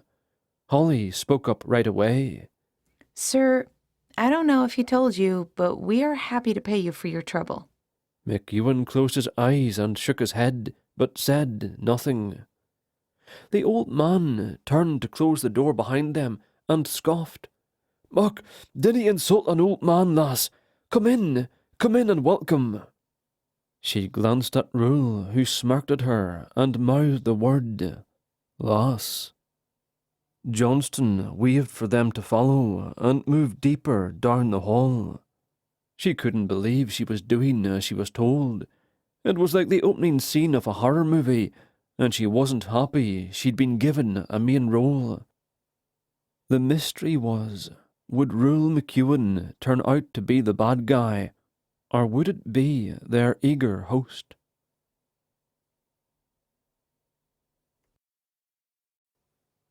Chapter 4. The house was the antithesis of an open concept. From the front door, a hall ran down the centre of the house. Off to the right, a bedroom door stood open. On the left, double French doors led into a living room with dark panelled walls and a white coffered ceiling so low she wondered if McEwan might hit his head. As they moved along, the Highlander reached back, holding his hand out to her. With the idea of a horror movie lingering in her head, she put her hand in his just for a few seconds of comfort, but when his fingers closed around hers, it was too late to pull them back. The next door on the left opened on a formal dining room, but they didn't go in there either. Near the back of the hall, a staircase on the right led toward the front of the house, and a wide doorway beyond that brought them into the kitchen. Johnston gestured to a table and chairs and shuffled over to a wide stove against the back wall where a tiny kettle waited. McEwan pulled her forward, around him, then guided her to a chair with a hand on her back, never giving up possession of her fingers. She wanted to be offended by his casual control, but she wasn't. She was just amused. "Milk with your tea," George said, more of a statement than a question. No tea for me, thanks. Holly said, but took a seat at the table anyway. George froze, his face impossible to read. "Ye are American, then. Your man here said as much, but I had yet to hear it for myself." He turned away to fill the teapot, then turned back with tears in his eyes. When he finally smiled, they escaped down his cheeks. "Me wife was a Yank, ye see," he said, his voice now little more than fragile papers brushing together. Rule gave her hand a squeeze, as if she'd done something right just by being American. "I'm too old to be wandering about the town," he continued, "so I'm pleased you strayed to my door, so might do a good turn. I have little need for money, but a great need for blessings. See now. Rule winked at her, and a shiver ran up her spine. She had to tell him to stop doing that. The room smelled like years of cooking bacon and burning toast, with just a whiff of sweet pipe smoke. The flowered curtains over the windows were the only sign of a woman's presence, and since he'd spoken of his wife in the past tense, she could stop waiting for Mrs. Johnston to show up. Pictures displayed on the wall behind the table were mostly black and white, oddly congruent with that ghost of burnt toast. They all included young people in uniform. McEwan followed her gaze and took keen interest in a laughing young woman in a nurse's uniform. "This is your wife, is it?" Johnston glanced over his shoulder. "Look, aye, that's my Judith. Came from Illinois and never went back. Saved my life, she did, though not in any medical way. If it hadn't been for her, I might never have survived." "And these two?" McEwan pointed to a pair of grinning men who had to be brothers, if not twins. Johnston lifted a tea set off the counter and started toward the table with those same tiny steps. Holly jumped up and took it away from him before he could refuse. McEwan hurried to the stove and retrieved the hot kettle so the older man was free to take up his cane again. When they were all seated at the table, Johnston pointed to the picture in question. "That bugger on the left is myself, if you can believe it, and my brother Tommy on the right. It was Tommy who didn't come home again. I promised my da I'd die before I'd allow anything to happen to my baby brother, but I didn't keep that promise." McEwan's face darkened, and he turned his attention to doctoring 2 cups of tea, one of which might be meant for her. If someone didn't say something, she worried their host might be brought to tears again, so she reached out and patted his arm in the most awkward move ever. I'm so sorry, Mr. Johnstone. I never had a brother. Was he nice? You both look so happy. Johnston's face changed in an instant. All smiles, teeth, and wrinkles, topped with faded red eyebrows. "Nice? Aye, Tommy was a good man. Much funnier than I was, of course. The lassies do love a funny man, and of course the men swarmed around him like bees. All of us desperate for a reason to smile in such dark times." He put his free hand over hers, where it still sat awkwardly on his arm. "When you leave here, you may call me a wee turd if you like, but while you're under my roof, you'll call me George, and no mistake." Caught completely off guard, she laughed. It was apparently enough to bring McEwan out from under his private little cloud too. He passed her that second cup of tea, which she took and tasted a few times. Mostly she held the cup to warm her fingers. For an hour they sat and laughed, while George told story after story of him and his brother terrorizing the local countryside with well-intentioned pranks until World War I saved Tynebruch from them. Once the cups were washed and George's voice was down to a whisper again, Holly laid her head on the table and rested her eyes for just a minute. George Johnston was a fine man who represented his noble generation in truth, and Rule thought it a pity that a man like that, with such wisdom and experience, should live out the rest of his life alone, with no one to whom he could pass that wisdom. He only hoped the old soldier had a pub nearby full of friends, or perhaps family he had yet to mention, but the lack of a young, modern generation in those photos told a lonely story to which Rule could relate. Though he had been surrounded by Culloden's 79, they hadn't interacted much, and other than the Cameron ghost, not many were interested in sharing stories or revealing their close-held secrets. But if Rule had been inclined to bend an ear, he reckoned there would have been ears available for the bending. As spirits, however, they tended to their own haunting thoughts and gave little thought to entertainment or interaction. The woman insisted on washing up, and when there was no burden left in the kitchen, she dropped her head to the table. George's voice grew weak once more, and a tiny snore came from Holly's side of the table. A wee noise, as if she held a sleeping cat in her arms.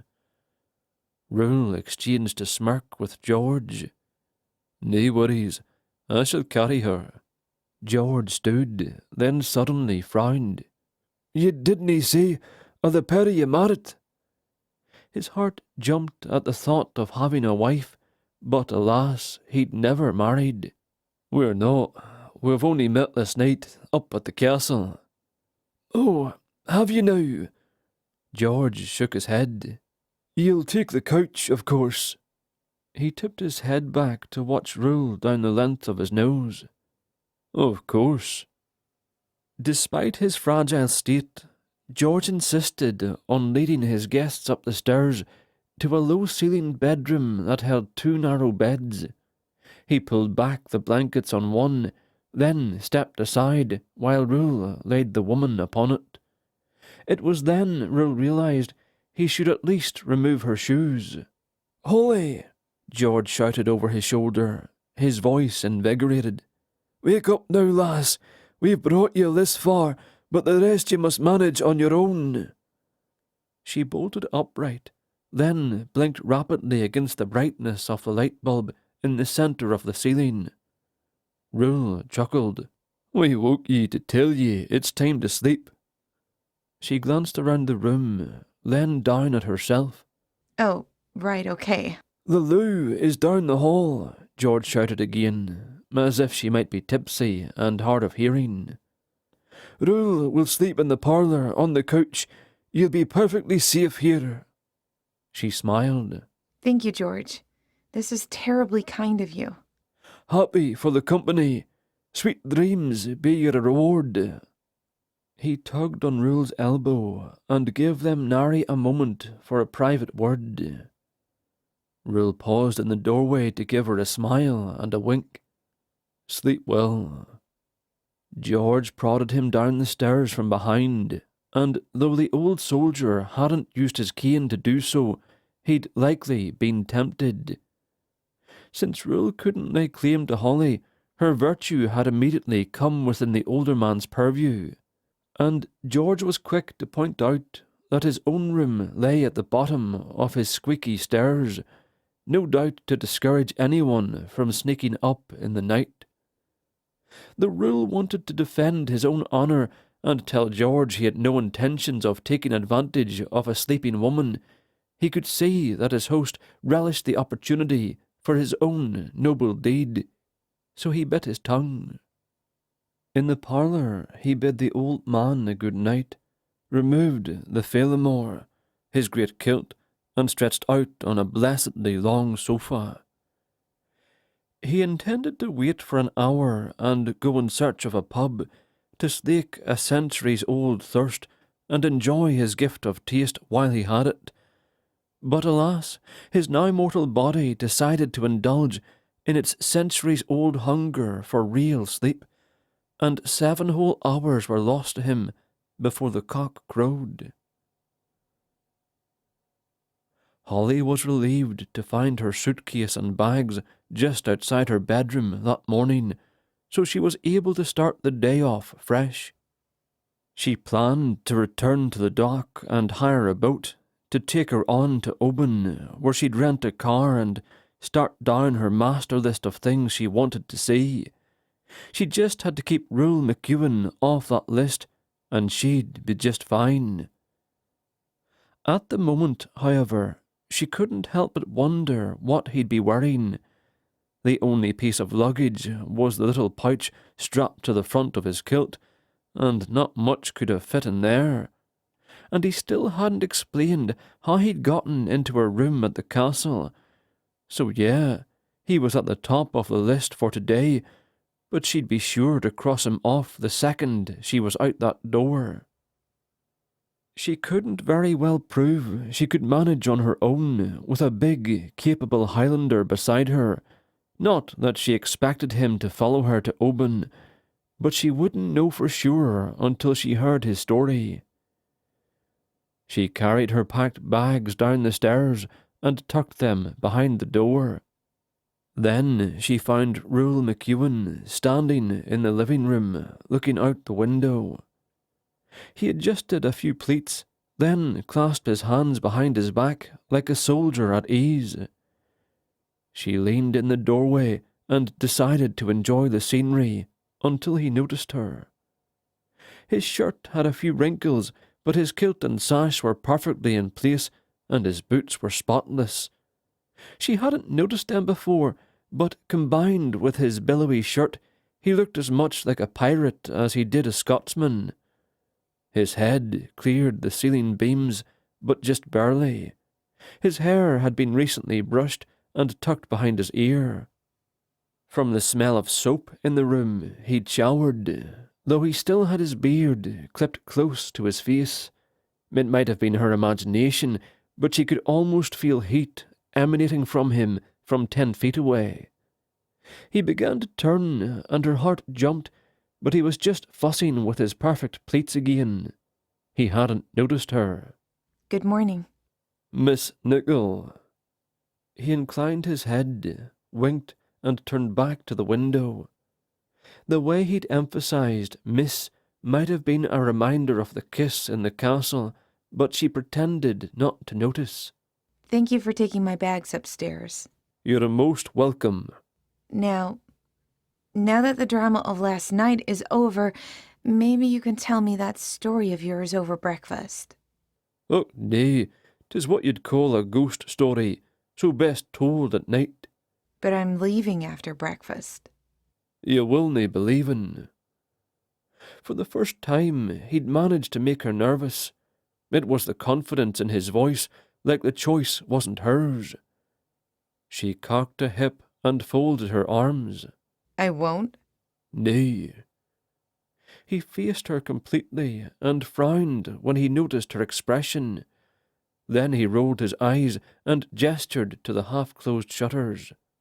See for yourself. Half of Argyle may wash away today. George has extended his hospitality, and I accepted for the pair of us, though you're free to break the man's heart. He lowered his head and waited, silently daring her to be a jerk. Instead, she hurried off to find George, volunteer to make breakfast, and ignore how happy she was to be spending more time with that Highlander. Chapter 5. Rule adjusted the blinds so he could see more of the chaos outside. He was angry with himself for sleeping the night away when he had a duty to perform. And what if he was only granted the one day? Hadn't he better get on with it? But get on with what? He didn't understand. Holly and George seemed to have no need of him, so why had Sonny led him here with her will-o'-the-wisp?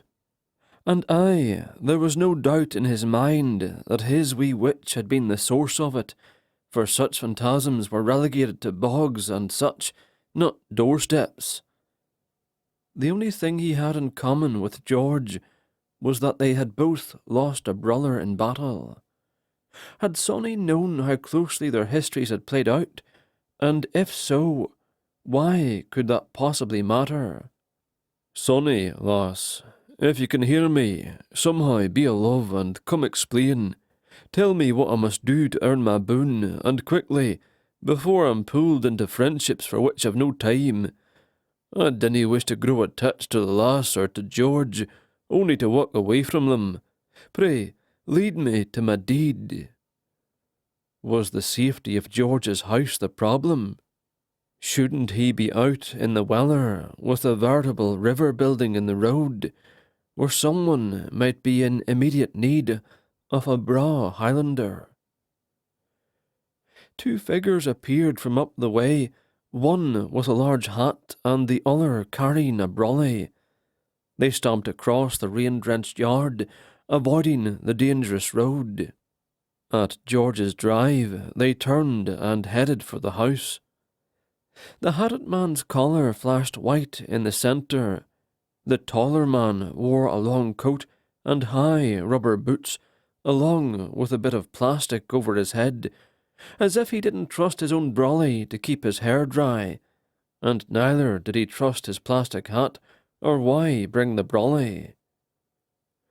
Rule cheered when he realised Sonny might have sent them. Perhaps they presented some danger, and the wee witch would be coming to collect him soon, before he grew too fond of Miss Nicholl's company and forgot all about revenging himself on bonny Prince Charlie. Holly got to the kitchen just in time to catch George raiding his own fridge. If you sit and point, I'll make an American breakfast. Unless you have something against pancakes. He straightened, his smile bright. Haven't had a pancake in a decade. If you open that wee door to your left, you'll find Judith's flapjack recipe taped inside. I only hope I have all you need. She had the batter ready and waiting for the grill to heat when Rule shouted from the hallway. George, two men headed up the drive, a priest and another man. Would you like me to answer the door for ye? George's eyes flew wide. You're sure it's a man? After a few seconds, Rule shouted again. Nay, a woman, a mighty tall one. Aye, George shouted back. If you dinna answer the door, she'll bust it down. But give me a moment before you bring them to the kitchen. He started to stand, but Holly put a hand on his shoulder. Tell me what to do. George nodded. My pipe and baccy in the cupboard by the door there, and forgive the smoke. I promise 'tis quite necessary. She retrieved a long-stemmed pipe and a small drawstring bag that sat beside it, then put them into his spotty, shaky hands. That woman will keep me out of heaven. See if she doesn't. A light knock on the front door was followed by a loud banging. Holly strained to listen while George quickly packed the small bowl, lit a match, and tried to get the contents to catch. His clean-shaven cheeks billowed in and out while he puffed. He finally exhaled smoke just as the banging ended and the front door squeaked. Then he coughed and laughed like a kid up to no good. May I be of some help? Rule's voice was calm. Just as I told you, Father. Strangers off the street. Now he's answering the door like he owns the place. What have you done with George Johnston? Done with him? Nothing. But why make the man come to the door when I'm perfectly capable? You must excuse Mrs. Jorgensen, a man said, his voice not quite as deep as the woman's had been. We only meant to make a welfare call. George is grand, but you can see for yourself. He's in the kitchen, there, preparing to break his fast. I can show you to the parlour. George! George! The woman's voice boomed down the hall. George closed his eyes tight and sucked on the pipe. Holly could only stand back and watch. She had no idea what was going on. Maybe the woman had seen her sprinting to the corner of the house the night before, or heard the Highlander pound on the door like a gorilla. A slow-walking Rule, wearing a mischievous smirk, strode slowly through the doorway, preventing a tall figure from pushing around him until after he was well inside. He managed to look quite innocent when he stepped aside to make room. The woman ploughed past him while the priest entered calmly, carrying a wide-brimmed hat. I assume you ken these people, George. They seem to be under the impression Holly and I pushed our way in last night, murdered ye, and they're in the process of stealing your treasures. The priest chuckled. Morning, George. Sorry for the early call. Tilly worried about you when someone besides herself beat on your door for a change. Glad to see your worries were for naught." The tall woman gasped and gave the priest a dirty look. She wore rubber boots up to her knees and a dark raincoat down to her boot tops. A clear plastic rain bonnet with sunflowers covered her head. Grey pin curls were clearly visible between the yellow flowers. "We've still to hear from him," the woman said, and gestured at the old man applying himself to his pipe. When a long cloud of smoke poured out of the side of his mouth, she gasped again. "Smoking in the house? Have you lost your senses? Judith will roll in her grave." "'Tis an addiction, Tilly." George made a sad face and shrugged. "And I'm far too old to worry on it now. Besides, if it hurries me into my grave, you can take me off your list of concerns all the sooner." Her gaze narrowed and flashed back and forth between Holly and Rule. "Or it is a signal that you're being held against your will. I'll just try phoning William again. He can't be far." George rolled his eyes. "Holly, Rule, this is Father Stewart, and my neighbour, Tilly Jorgensen. Her son, William, is a constable down at Rothsay. Father, Tilly, this is Rule McEwan and Holly Nichol, friends of mine who have agreed to keep me company until the storm has passed." The woman sneered. "And just where did you meet them? On the internet? Or when they dragged themselves off the road at night?" "Oh," George exaggerated surprise. "I have the internet now, do I?" He chuckled and puffed away, filling the room with smoke. Holly tried not to cough for fear she might end up laughing. She only hoped the unpleasant woman wouldn't stay long. The priest blinked rapidly and shook his head. "Let us go, Tilly. We've checked on George's welfare. The rest is none of our concern." "Strangers, father. They can't be trusted."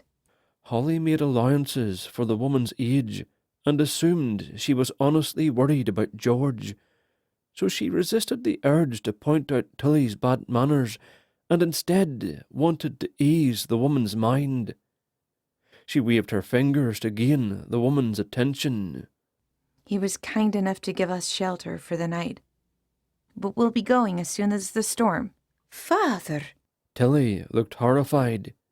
"An American! She'll be after the house." Holly's jaw dropped. Then she snapped it shut and bit her lips together to keep from going off on the woman.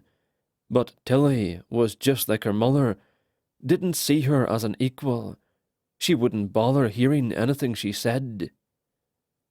Holly realized Rule was beside her, his arm stretched across the front of her like he expected Tilly to attack. "Woman or nae, you'll cease insulting this lass, or I shall remove ye." "Remove me?" Tilly looked to George as if she expected him to choose sides. George stopped puffing, made a thoughtful face, then shrugged. "I'd wager money that a fellow like him would likely toss you over his shoulder, take you out, and drop you in a puddle, Tilly. Best be on your way now.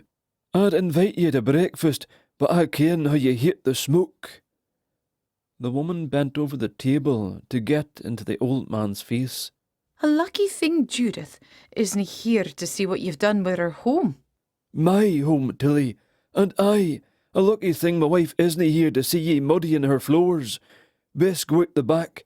You can reach your yard by using that shortcut you've created with all your spying." Tilly straightened to her 6-foot height. Her face beat red and her pin curls lost in the steam that was building up under her plastic scarf.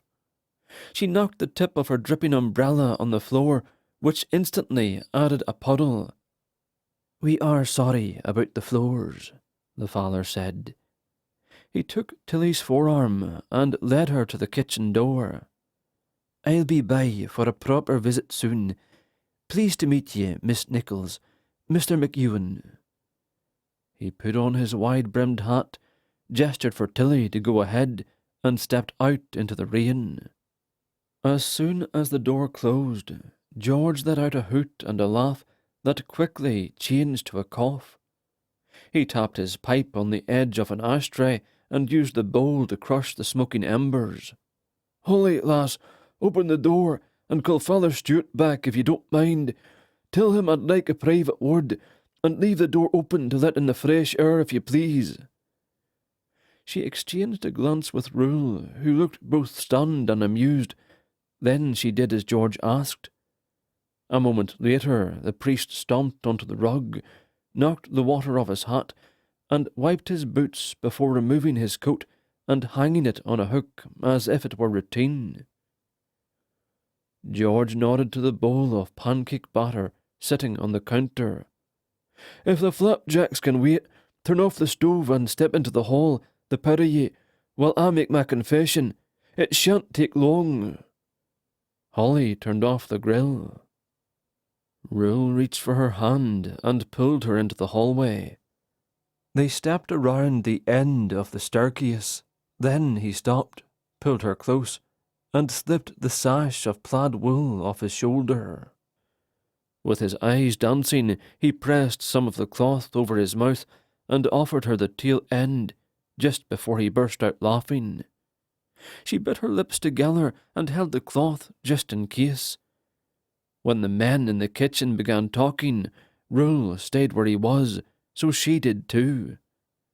They'd just left the warmest room in the house, and the heat coming from his large body was, well, delicious. "Bless me, Father, for I have sinned." "I ken it, my son. I was here for it." Rule's smile faded, and he lowered the tartan cloth from his mouth. His eyes searched hers, then his gaze dropped to her mouth. Holly eased away from him, but he caught her arm and silently asked her to stay. She thought about it for half a second, realized she wanted another kiss as much as he did, and stepped up to him. He lowered his head, then froze when their mouths were only an inch apart. "I shouldn't do it, I ken it. We have so little time." She took matters into her own hands and kissed him before he could talk himself out of it. Someone from George's generation would have called her a brazen floozy, but she didn't care.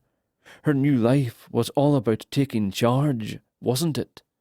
Besides, Rule didn't seem to mind.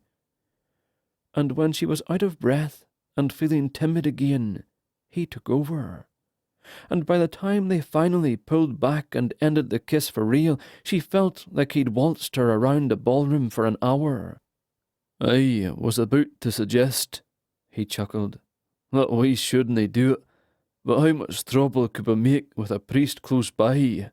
Making trouble? Is that what it's called here? He grinned, then tugged her toward him again. Sadly, they were interrupted.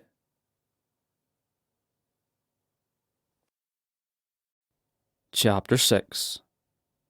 "Holly, Rule, come back and say your farewells to Father Stewart, aye." They stared at each other for a few seconds, then wandered back into the kitchen, where the grill had warmed the room even though she'd turned it off. Or maybe it wasn't the room, maybe it was just her.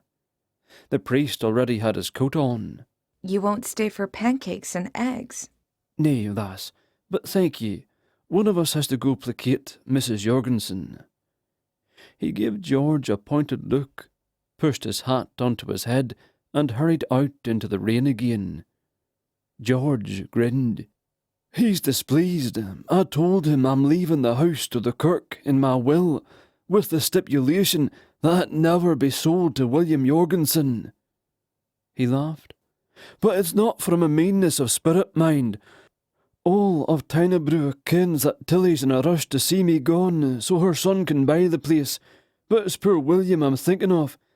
If he isn't allowed to buy this house, he'll never have to tell his ma that he doesn't wish to live within shouting distance of her." Rule took the father's seat at the table. "You're certain the son feels this way?" George snorted. "Every time we speak, truth be told, it might be William's fault I've lived as long as I have, with him praying so hard for my continued health. Maybe now he can leave me out of his prayers and let me go." Thanks to the bowl of batter resting for a long time, the pancakes were extra fluffy. Rule acted as if he'd never seen them before and marvelled at the holes running through the sides. Maybe George was less impressed because his wife hadn't cooked them, but they both laughed when Rule lifted his plate in the air, then tipped it to drink the leftover maple syrup. When she washed up, George directed Rule to a small toolbox and took him around the house fixing odds and ends that he was too old and stiff to do himself. It was 1 or 2 in the afternoon when they all gathered in the living room, opened the blinds, and sat back to guess what the dark clouds had in store for the afternoon. Holly and George sat on the couch facing the window. Rule sat in a large chair off to one side that faced both the couch and the fireplace against the outer wall. She supposed she ought to head to the dock and see if any boats would brave the rain to take her to Oban, but she wanted to know what the other 2 were thinking first. It was tempting to stay. Despite the run-in with Tilly that morning, she'd enjoyed the positive vibe of the house, which emanated from both men. It was the complete opposite of the house she'd lived in all her life, 10 years of which she'd lived alone with her mother. But the vibe had nothing to do with male or female, because George's house had a female presence in the spirit of Judith Johnston. George spoke of her often enough that her memory alone seemed like a living, breathing thing. Or maybe it was just that picture of a very lively, happy young nurse whose smile implied she knew just how happy her life would be. Holly patted the old hand resting on the cushion between them. George, tell me about that picture in the kitchen. The one of your wife. "Oh, well..." His rusty eyebrows rose and he smiled. "That was the day we met, of course. Downtown Paris. I was just 26, she aged 20. Overheard her speaking to another American lass. Just the sound of her voice and how kindly she spoke was all it took. I kenned immediately I would make her my wife, but then she wasn't full enough to take my word for it. There was a photographer there in the square that day, took the picture of Tommy and I convinced him to take one of her as well. We were strangers, so I couldn't very well stand close for the photograph, but she was willing to pose alone. Just then, to make her smile, Tommy kissed a rubber balloon, all passionate-like, and it popped in his face. The camera caught her surprise and laughter." George wiped a tear from his cheek. "I keep it in the kitchen, so I can talk to her when I take my meals." It was the sweetest thing Holly had ever heard. How long have you been without her? He forced a smile, but tears shimmered in his eyes. 4 years, 7 months, 13 days. Excuse me." He pulled a cotton handkerchief out of his pocket and blew his nose. It sounded like a horn, and Holly smiled over at Rule, who gave her a wink before turning aside to wipe his own face. "You're a lucky man," Rule finally said, "to have found such a love. Look, it was God who placed us together in the square that day. I only take credit in hearing the angels in her voice." He grinned. "The pair of ye should keep an eye out. You can fall in an instant as I did, or has it happened already?" Holly's breath caught and she choked. At that moment, she wouldn't have looked at Rule for $1,000,000. "Holly," Rule said quietly, "I believe George wishes to ken if we're married to other people." The old man hooted gleefully. "Better tellin' her face. Perhaps she heard what she wished to hear. He reached over and nudged her gently, then winked to let her know he was teasing, so she tried to tease back. I don't know. You're just as eligible as Rule is. He chuckled. Sorry, lass. My heart is taken, but this Highlander looks mighty interested when you're not looking. Rule cleared his throat, but his face was bright red, even in the dimness of the room, with the dark clouds hanging low outside and threatening to unleash again. And the fact that he hadn't denied anything made her blush too. After an awkward pause, George saved them. Forgive me for meddling. It's a rare day I get to tease a pretty lass and a handsome laddie. I shall try to keep in mind you only met last evening. Rule mouthed the word lass to her again. She mouthed laddie back. Rain began pelting the window, demanding their attention. Looks like the storm wants to make a day of it. I'm hoping you'll both stay. Rule nodded, so Holly did the same. George frowned at her. You haven't said much about yourself, and I've hogged all the air in the room. Not much to tell. She shrugged. I'm from Kansas. I work at a marketing and graphic design company in Kansas City. And after a year-long competition, I won a big bonus. My mother and I disagreed about where that money should be spent, and she was furious when I told her how much more I had in savings. I finally admitted I wanted to travel, and I wanted to buy my own place. She thought she deserved to have her kitchen remodeled as compensation for letting me rent her basement for 13 years, since high school. It was the first time I'd ever defied her outright. I realized I didn't have to live at home just because I'd never married, or because it was economical or convenient for her. I'm usually not a selfish person, but I finally decided that someone had to stand up for me, and as a narcissist, she was incapable. I moved my personal belongings to storage, took a leave of absence, and booked a flight to Scotland. To please my unpleasable mother, I have always been a careful planner, but I decided to wing it. I wanted to stay in a castle, so we booked 2 nights up the road in Glencalla ahead of time. The rest, I'm playing by ear. I even left my ticket open, so I can go back to Kansas only when I'm ready. My mother has told me all my life I could never survive on my own. I always believed differently, but I kept it to myself. Now, even if it kills me, I'm going to prove she was wrong. Holly shrugged and pasted on a smile. Other than that, there isn't much more to tell about me. I feel like my life only started when I brought home some boxes and started packing up my past. Too bad I didn't do it in my 20s. If she'd have told a roomful of women the same thing, she'd be showered with sympathy just about then. But the men were silent, as if they'd had no training on how to react. She had to cut them some slack. She turned to George. I have to tell you, I loved hearing about Judith never going home again. It was like being granted permission to do the same. George patted her arm, then gave it a squeeze. Judith's relationship with her family wasn't quite so unpleasant as yours, it seems, but there weren't many tears shed on either side when she agreed to settle here. It always amazed me, though, that unkind people can have wonderfully kind children. Tilly's William is another example. It gives me great hope. Rule gave her a strange look. Holly, love, you've told us about your mother, your occupation, but nothing about yourself. George chimed in.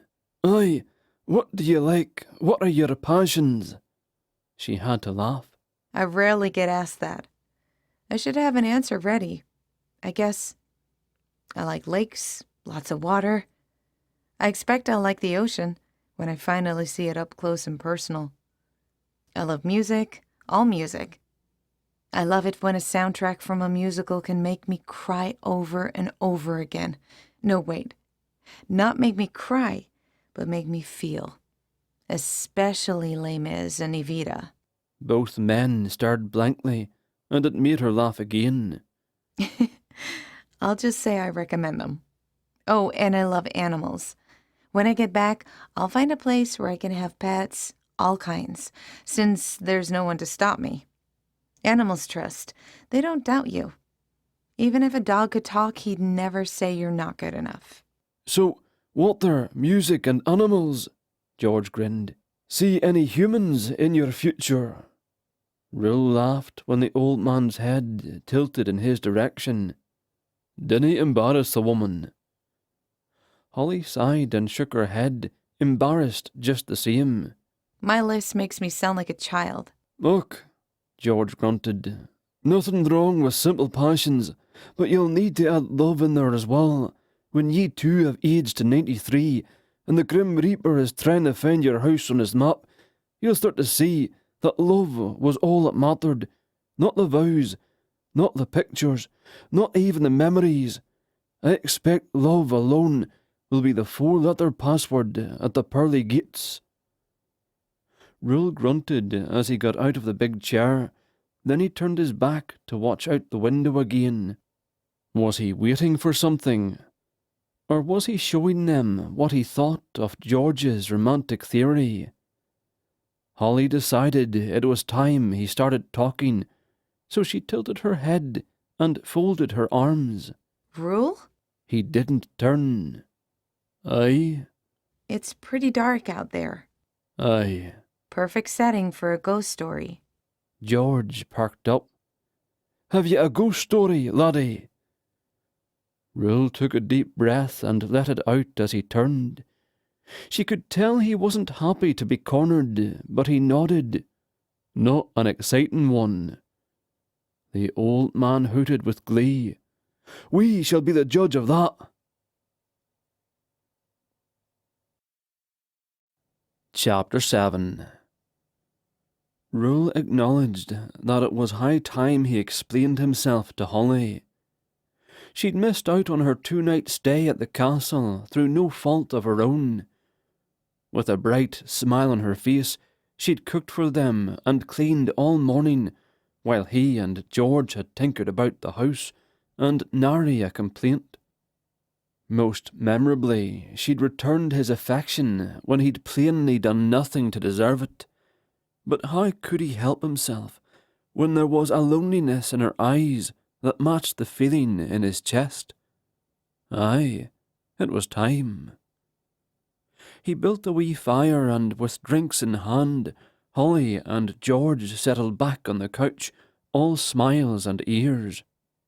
Nae doubt they expected a tall tale that would give them goose pimples and keep them from sleeping soundly that night. They were in for a disappointment.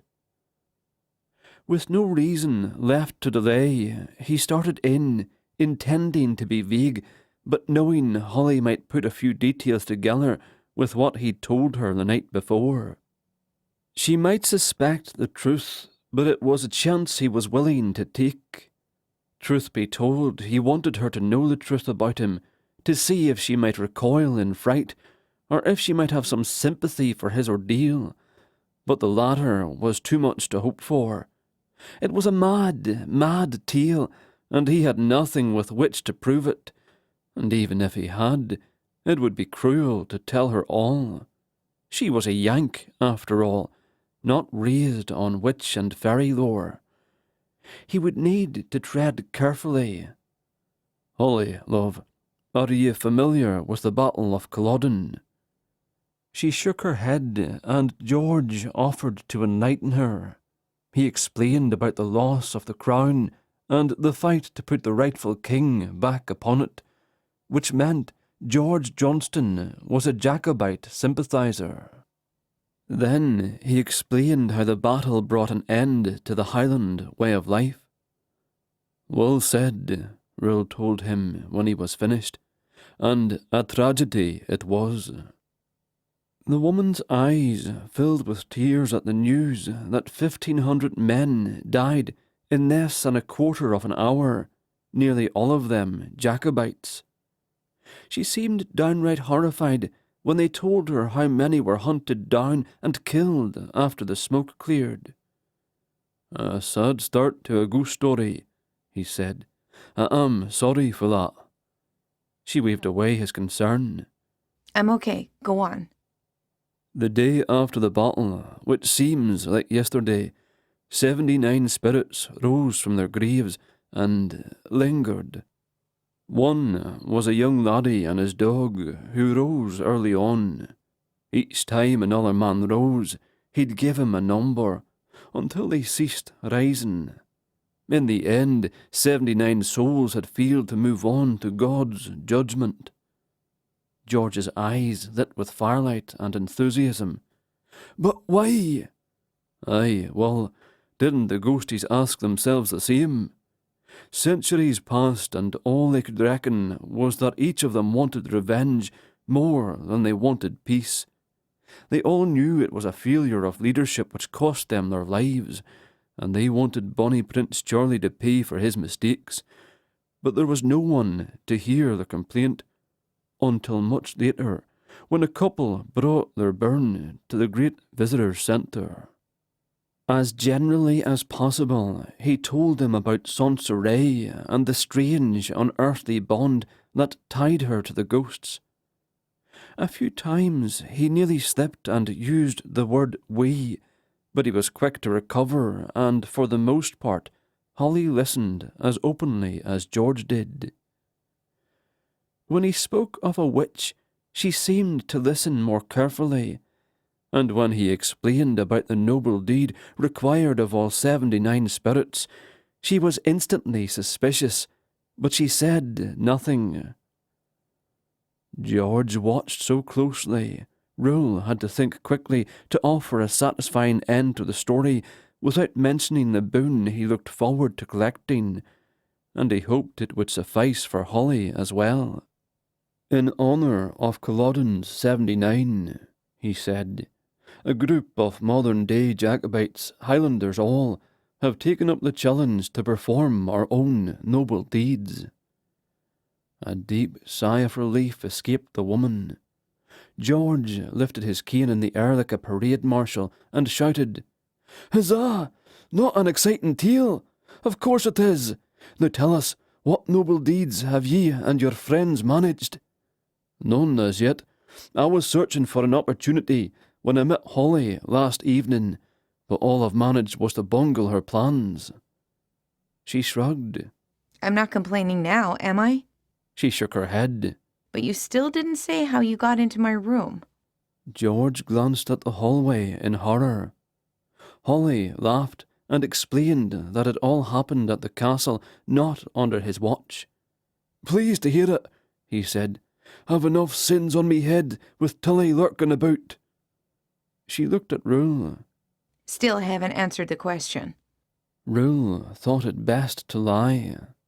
"A passage behind the fireplace, just as you thought, but I didn't ken it would lead to a woman's bedroom. I was as surprised as ye must have been." She seemed satisfied with the answer and turned to George. This morning, you said Tilly will keep you out of heaven. "Och, aye, she did something horrible years ago, and I cannae honestly claim to have forgiven her." He worried at the end of his cane, as if there were rough edges that needed smoothing. "Perhaps you've heard of the secret portraits of Charles Edward Stuart?" Rule's heart nearly stopped. "I have." Holly shook her head, and Rule tried to be patient while George explained. "There were paintings of the bonny prince that were distorted, unrecognisable. It looks like a tray with paint smeared around it. Rule, would you fetch mine? It's on a high shelf in that cupboard. In any case, to see the painting, you must place a mirrored cylinder at the centre, and the image is clear. A Jacobite would bring out the cylinder only when other sympathisers would come to the house. If a non-Jacobite were to come to the door, the cylinder would be hidden away, along with the owner's true political views. My cylinder was not the perfect match, but it was authentic, just the same, and Tilly took it. I know it for a fact. After Judith died, she tried to tell me my wife had broken it, and hadn't the heart to confess. I cannae decide if I'm more angry over the theft or the lie." Rule reminded himself to breathe while he carried the painting to the coffee table and set it down between drinking glasses. Before looking at the paint, he ran his hands along the black frame and found a familiar nick. His hands shook as he let go and stepped back. George finally noticed something was wrong. "What is it, laddie?" Rule couldn't take his eyes off the tray now. "Do you believe in fate, George?" "You ken I do." Rule swallowed and reached for his sporran. He'd never had much room in it due to the burden his father had left in his hands and charged him with safekeeping. Before the battle, he should have found a safe place to bury it, but he'd never had a private moment to do so. Only that morning, when dressing, had he thought to look inside, to see if Sonny had restored it along with everything he'd had on his person when he'd breathed his last. She had. After 269 years, he was finally able to truly feel the softness of the blue cloth again, and the hard, round treasure within. He pulled it free, then unwrapped it carefully, and sat it upon the tray. Only when he was certain it would stand flat did he dare release it. The exact cylinder for its exact mate. "Rule!" George shook his head so hard and fast it might have rolled off his shoulders had he continued. "Rule, how can it be? Do ye ken how rare—" George began to weep. Rule looked in Holly's direction, but he couldn't see her through his own tears. George waved toward the sideboard. "Fetch the whiskey."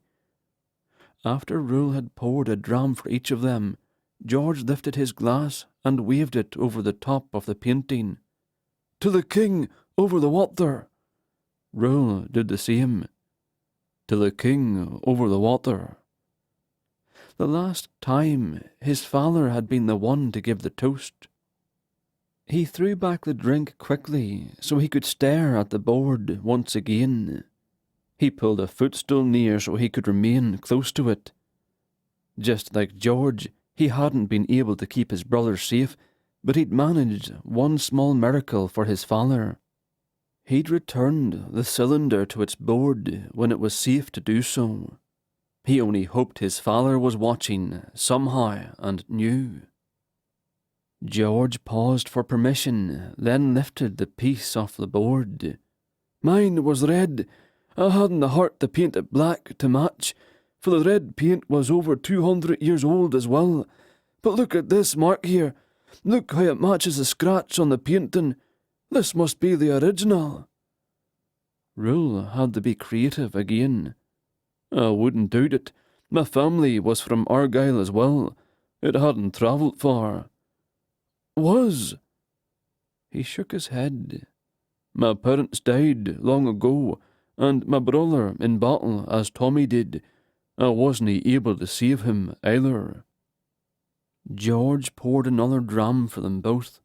Holly declined. Then the old man repeated the toast one last time before removing the precious piece and handing it back. "I cannae say what this means to me." Rule held up his hand. "The cylinder has come home again to stay." George seemed horrified. "This is priceless. You cannae—" Rule smiled. "My noble deed, dinna take that from me." "Well, my friend, I'm overcome." He reached for his cane. "I'll leave the pair of ye to poke through the kitchen, find something for your lunch. Since I'm full of emotion and whiskey, I shall go have a lie down, as is an old man's habit." He clasped Rule's hand and squeezed with all his might. "Bless ye, and bless the fates that brought ye to my stoop." Rule nodded. "I shall let them know." He quickly grabbed the cylinder, wrapped it in the blue cloth, and followed George to his room, where he sat their mutual treasure in an open basket on the bureau. I'll put this here in case Tilly comes a-calling. George laughed. Dinna get me started again. I'll have to call the priest back. I must keep the slate clean, aye. Rule returned to the parlour. Holly had moved from the couch to the hearth and stood with her back to the wee fire still burning there. The look on her face was clear. He was in serious trouble.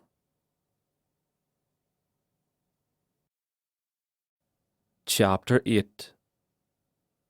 Rule could almost hear her thoughts clattering away while she stared him down. Obviously, the clever lass had decided not to accept his story as it had been told. It seemed there was no problem with her memory. The first time I asked how you got into my room, you said a witch sent you. He grimaced, then nodded. I do remember that.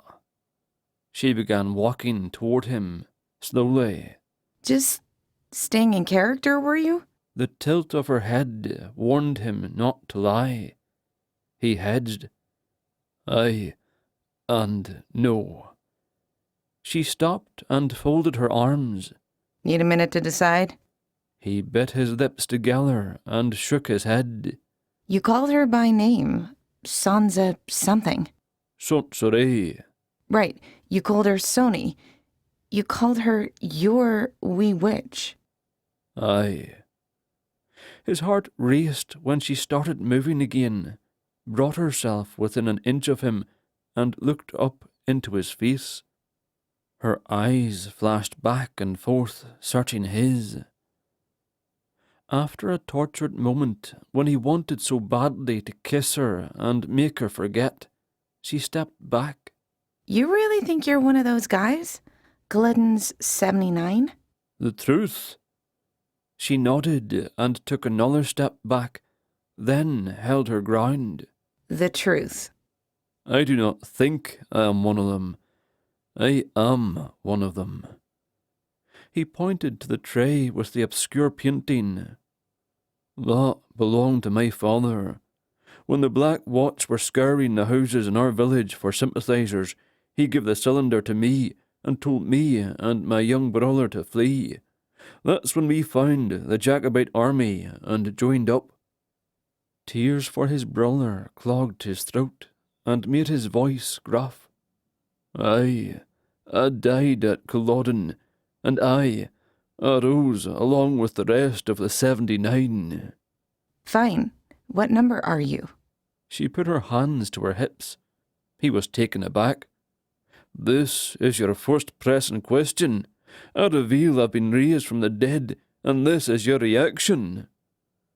One of her shoulders lifted nonchalantly, but her hands trembled. Again, she folded her arms and tucked her fingers where he couldn't see them. You're stalling. Number 9. I was the first to rise after the laddie, Robbie.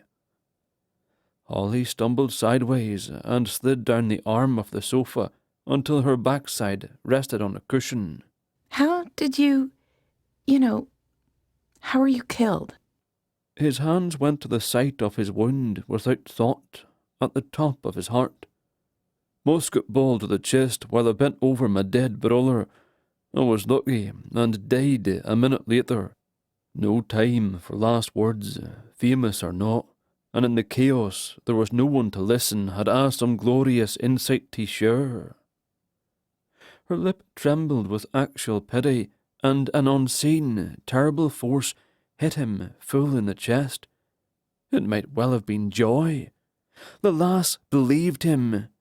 God bless her, she believed him. For a long moment he didn't dare breathe as he watched her face change.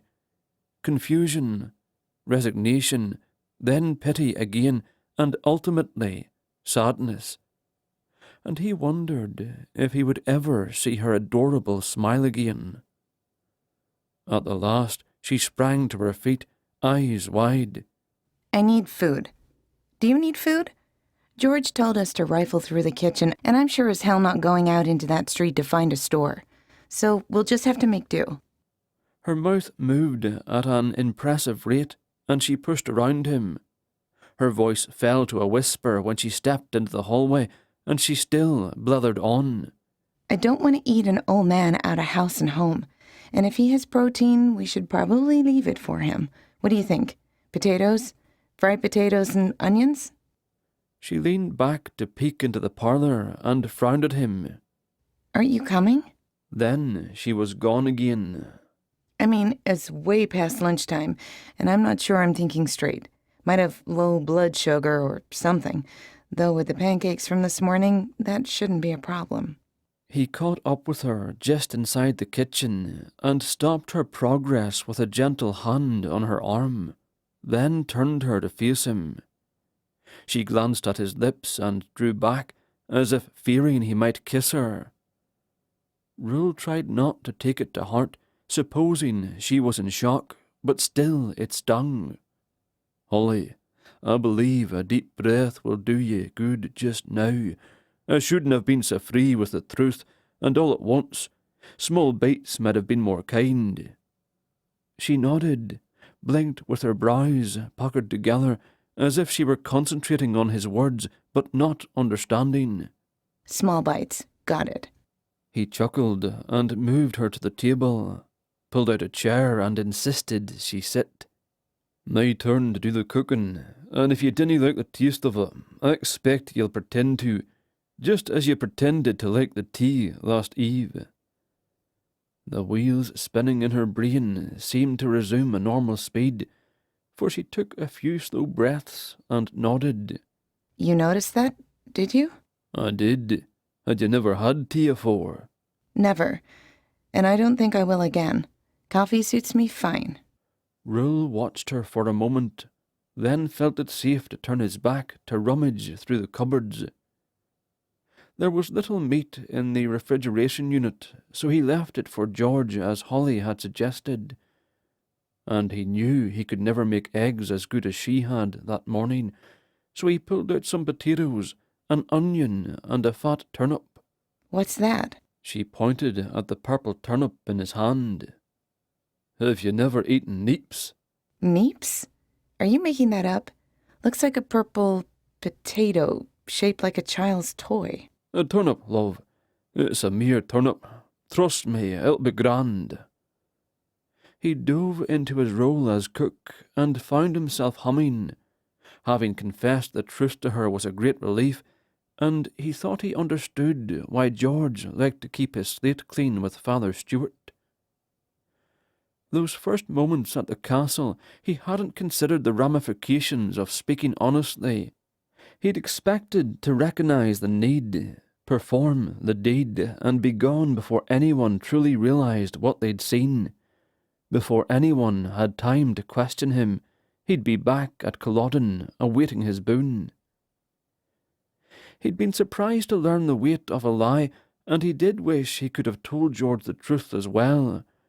The old soldier would have enjoyed hearing it, but alas, he would never have been so careless with George's 93-year-old heart. You shouldn't do that, Holly said, still seated at the table. He looked at the salt in his hand and wondered what she meant. If I don't want you calling me lass as an endearment, I sure as hell don't want you calling me love. He laughed. Why the sudden foul mouth, woman? I don't know. Maybe stress brings it out. My mother swore like a sailor, but only to me. She wanted everyone else to think she was a saint. He nodded and went back to cutting root vegetables in the pan.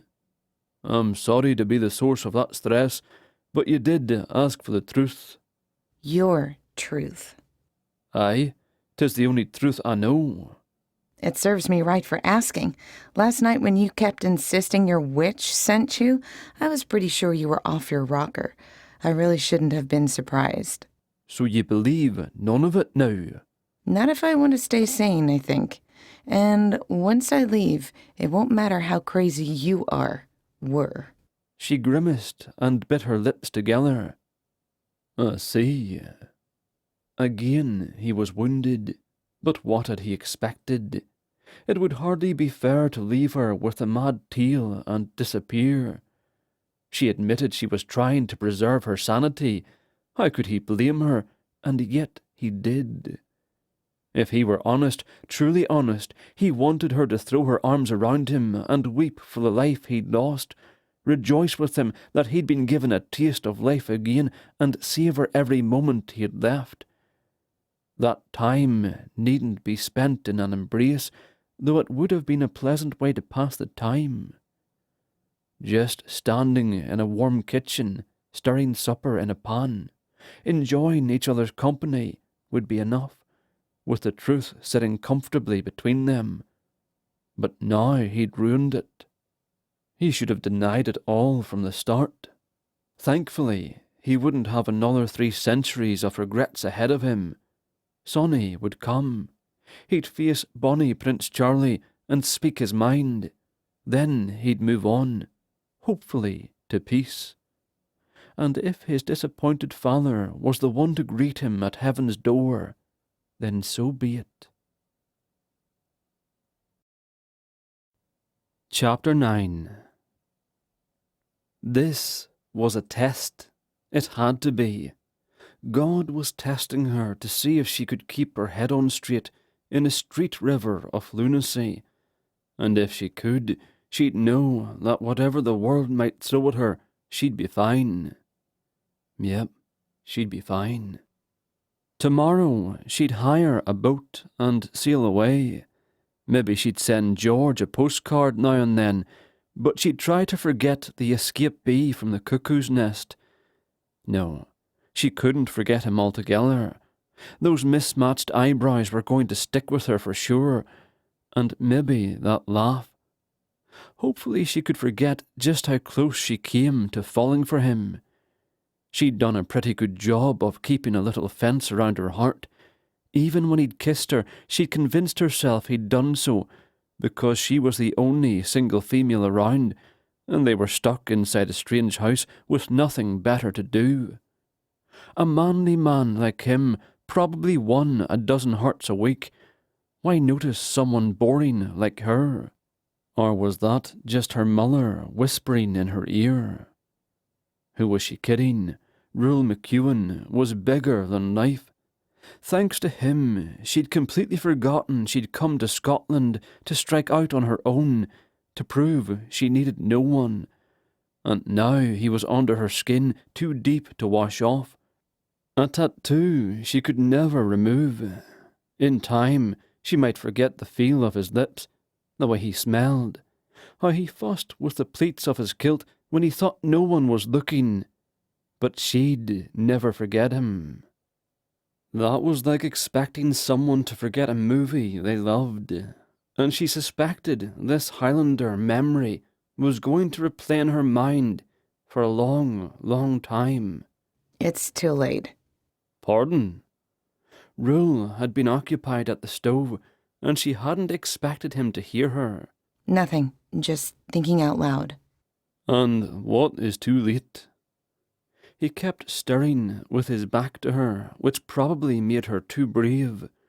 She could have lied, but since he hadn't spared her anything, she decided to do the same. I got too close to you. I shouldn't have. Now it's too late. I'll never forget the way my dormant heart races when you look at me, like it's a ghost being brought back to life. He froze for a second, then set the pan to the back of the stove and turned to face her, thankfully staying on the other side of the room so she didn't fall to pieces. He leaned his hip against the counter and folded his arms, no doubt preparing to let her down easy. At least he wasn't smug. "My fault entirely," he said. "I knew I wouldn't stay long, and I shouldn't have kissed ye. I shouldn't have tried so hard to charm ye." That surprised her. You were trying to charm me? He scowled.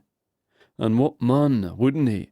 Not only are ye a comely woman, you're kind and generous all the livelong day. You were kinder to Tilly than she deserved. You worry over George, though he be a stranger, and when ye should have run from me, you allowed me to kiss ye, and more, ye kissed me back. Sometimes when you smile to yourself, It's all I can do to keep from pulling you into my arms and kissing you sober, much like the painting and the cylinder.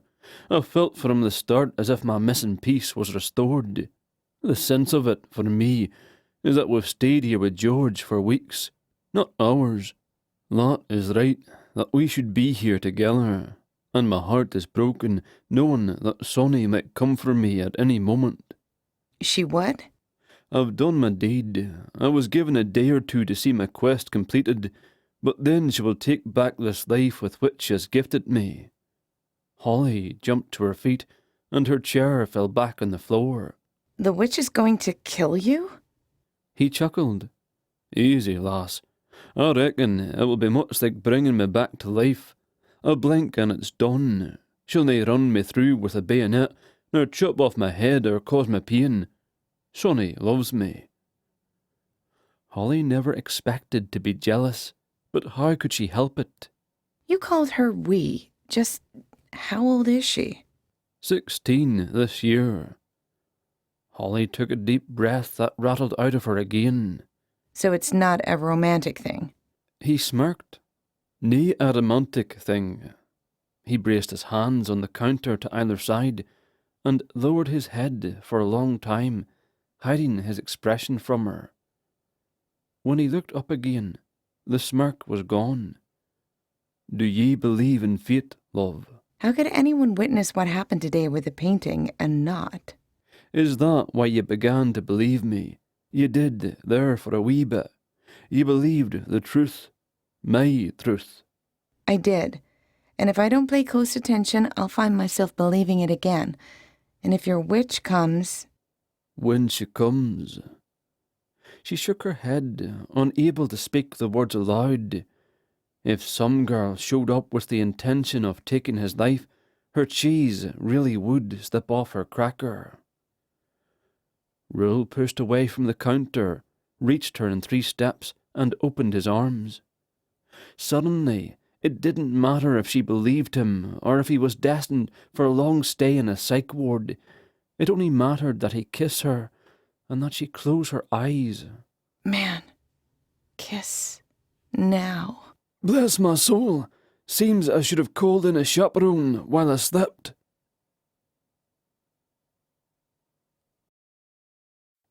Chapter 10. Rule was heartsick, dreading what was to come. Unlike Holly, he knew for a fact the witch would keep her word, and there was no sense hoping she wouldn't. The time for holding Holly close was at an end. Eager to please George, the lass jumped out of Rule's arms and hurried to the stove to check on supper.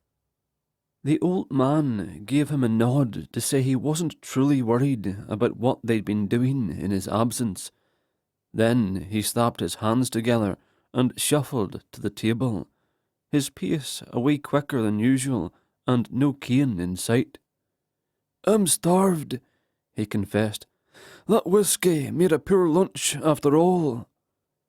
"George," Rule said, "I must tell you, I expect to be leaving soon.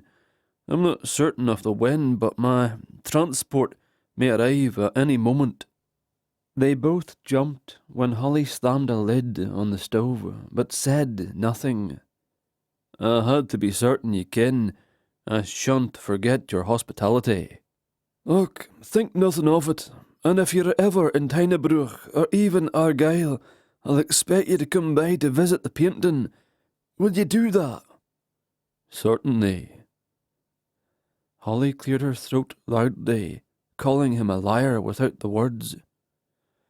George's entire forehead lifted, but again he said nothing. Refusing help, she brought dishes to the table and passed them out, along with everything else they might need. Then she fetched the pan and set it on a cloth, then produced a bowl of sliced apples. George stretched out his arms and waited for them all to link hands. Then he said grace. They ate in silence until Rule glanced up at Judith's picture and remembered something George had said. "You mentioned your wife saved your life, though not in a medical way." George nodded, then took a drink. After Tommy died, I was beside myself. One day when I missed our lunch date, Judith found me and dragged me from the depths of the worst despair. He grinned at Holly, then at Rule. You never know what sad turn your life might take if the right mate doesn't come along. I'm certain I'd never have come home to Tynebrew to face the family had Judith given up on me, but God is good. The next time I was given leave, she begged me to bring her home with me. She must have kenned somehow that I only had to step into my mother's house and I'd begin healing. Before we went back, I took her to the kirk and married her in secret. At the end of the war, the same priest married us a second time, without so much as a wink and a nod.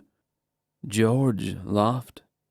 Thinking back now, perhaps he hadn't remembered the first time. We couldn't afford a honeymoon, so I packed a food basket, blankets, and fled to the bothy. Though it was January, and the snow was frozen over, we got on fine for a week.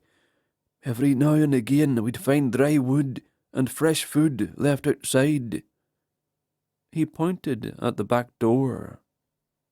If ye go straight up the hill, there you'll find a stone-brewed circle in the base of the next glen. Climb the hill beyond that, and you'll find the bothy. Holly frowned. What's a bothy? Rule explained. They're houses found all over Scotland, meant for anyone's use. No locks on the doors, a fireplace, sometimes a ledge to sleep on, or a cupboard with a can of food left by the last bloke. These days, hikers use them for shelter. Nothing fancy, but a blessing when you're cold and weary. Most have stood for centuries. One day soon, George continued, the Lord will send for me, but truth be told, I'd rather find Judith waiting at the bothy than God himself starting at the gates of heaven. For Holly, keeping her nerves together was about as simple as herding kittens into a shallow basket. They were all over the place. As soon as she'd stopped worrying about one thing, she'd start worrying about another, and while she chased the second one down, the third one escaped. Finally, she settled on the most important reason to be freaking out: the witch. Rule was certain Sonny was coming, and if true, that meant he didn't have long to live. But his idea of worrying was sitting down at a table in front of the fire to play a casual game of chess with George. He challenged her first, but she couldn't sit still for a silly game when something wicked was on its way. And to add tension, they couldn't discuss Sonny with George in the room. At some point, she stopped pacing in the front of the windows and sat on the couch where she still had a view of the street. And once the adrenaline had burned out of her system, she had a hard time staying awake. George won the first game, Rule the second. The pieces were set up for the tiebreaker. George got up and changed the album on his record player before sitting down to play again. The music was familiar, a movie soundtrack, a flute and a harp. She just couldn't put her finger on it. George, what is this from? Judith's favourite movie, Somewhere in Time. Makes me feel like she's here with us. He chuckled. She did love that Jane Seymour. When the orchestra joined in, a giant wave rose inside Holly's chest and threatened to drown her. As quickly as she could, without running, she fled to the bathroom and closed the doors before she burst into tears. She could hear George talking. Had the same effect on Judith, brought her to tears every time. Perhaps I shouldn't have played it tonight, eh? With ye leaving and all. Thankfully, the torture stopped, and a new one began. Somewhere in Time was swapped out for some marine band playing marching songs, but at least her tears dried up. Before she could leave the bathroom, though, She had to hold a cold wash rag on her face to bring down the swelling in her eyes. "Looks like your ride isn't coming tonight," George said, after they put the chessboard and pieces in their box. "So tomorrow the three of us can have breakfast together at least, and this time, Holly, we'll cook up the back bacon." He lifted her hand, kissed it, and gave her a wink. "I'll make an early night of it, if you didn't mind." And off he went to bed, without lecturing anyone on keeping their lips or hands to themselves. As soon as George's bedroom door closed, Rule came and knelt in front of the couch, took her hands, and leaned close. "Oh, likely willna be here in the morning." He leaned forward and pressed a kiss to her forehead. "Remember, the world is yours. There is nothing you need to prove to anyone. And remember what George said. Dinna forget people. Ye shall need people to love." Maybe I can find another George. She laughed lightly and blinked to keep tears from building in her eyes. Maybe a little younger, though. He kissed her hands again, then went to the fireplace to put the table and chairs away. Between glances out the window, she pretended to read the book in her hands, and he played with the hot coals. She couldn't think of anything to say. Apparently, he had the same problem. Another 10 minutes of silence passed, when he suddenly made a strange noise, but stayed where he was. What is it? "Holly." His voice scared her. What? "Have you ever looked closely at the mantle?" Not really. Why? "Come, have a gander." He took a step to the left, then his gaze moved back and forth between the mantelpiece and her face. She studied the wood that appeared hand-carved from a distance, but close it looked mass-produced. What about it? Rule seemed surprised, disappointed. "Do ye not remember the mantle in your bedchamber at the castle? It was a brother to this." She shook her head. Sorry, I don't remember. Does it matter? He made that funny noise again. "I believe it means Sonny sent me to the wrong place. Perhaps she intended to send me here all the while, and when it went wrong, she sent that will-o'-the-wisp to bring me here. I'm certain of it now." Fate and all that. "Aye, fate and all that." But if you hadn't been sent to my room and came straight here... "We would never have met." He scowled at the wood, then shook his head. "I must remember to ask her when she comes." He hadn't noticed the stake through her heart. All that romantic talk about fate now had nothing to do with her, and her old armour, which she thought she'd left in Kansas, fell into place. Ask her what? If meeting me was just a mistake. She suddenly didn't want to be standing anywhere near him and moved to the far end of the couch. I wasn't your damsel in distress after all. You only thought... No, you only liked me because you thought I was part of your fairy tale. He started for her, reaching out, but the look in her eye must have warned him to stop. He raised both hands in the air and shook his head. "I meant nothing by it, love. I only noticed a similarity and began guessing. I hadn't thought it through. We were fated to meet, I'm certain." If you were certain, you wouldn't need to check with the witch. She hurried to the doorway and paused, but couldn't look at him. Good night, Rule. If you're still here in the morning... She shook her head. I'm sorry. It's just easier if I don't say goodbye. She climbed the stairs quietly so she wouldn't disturb George. The poor man would feel bad if he knew his lovebird guests weren't getting along. And if they started to explain anything about witches and ghosts, George might want to reconsider sharing his home one more night. By the time she entered her bedroom and closed the door, she was numb. First the slap, then the sting, then the numbness, and boy, was she numb. She told her heart, so recently revived, that it could stand down now. False alarm. And one thing about numb, it helped her fall asleep even while tears leaked out the corners of her eyes and burned little trails down the side of her face.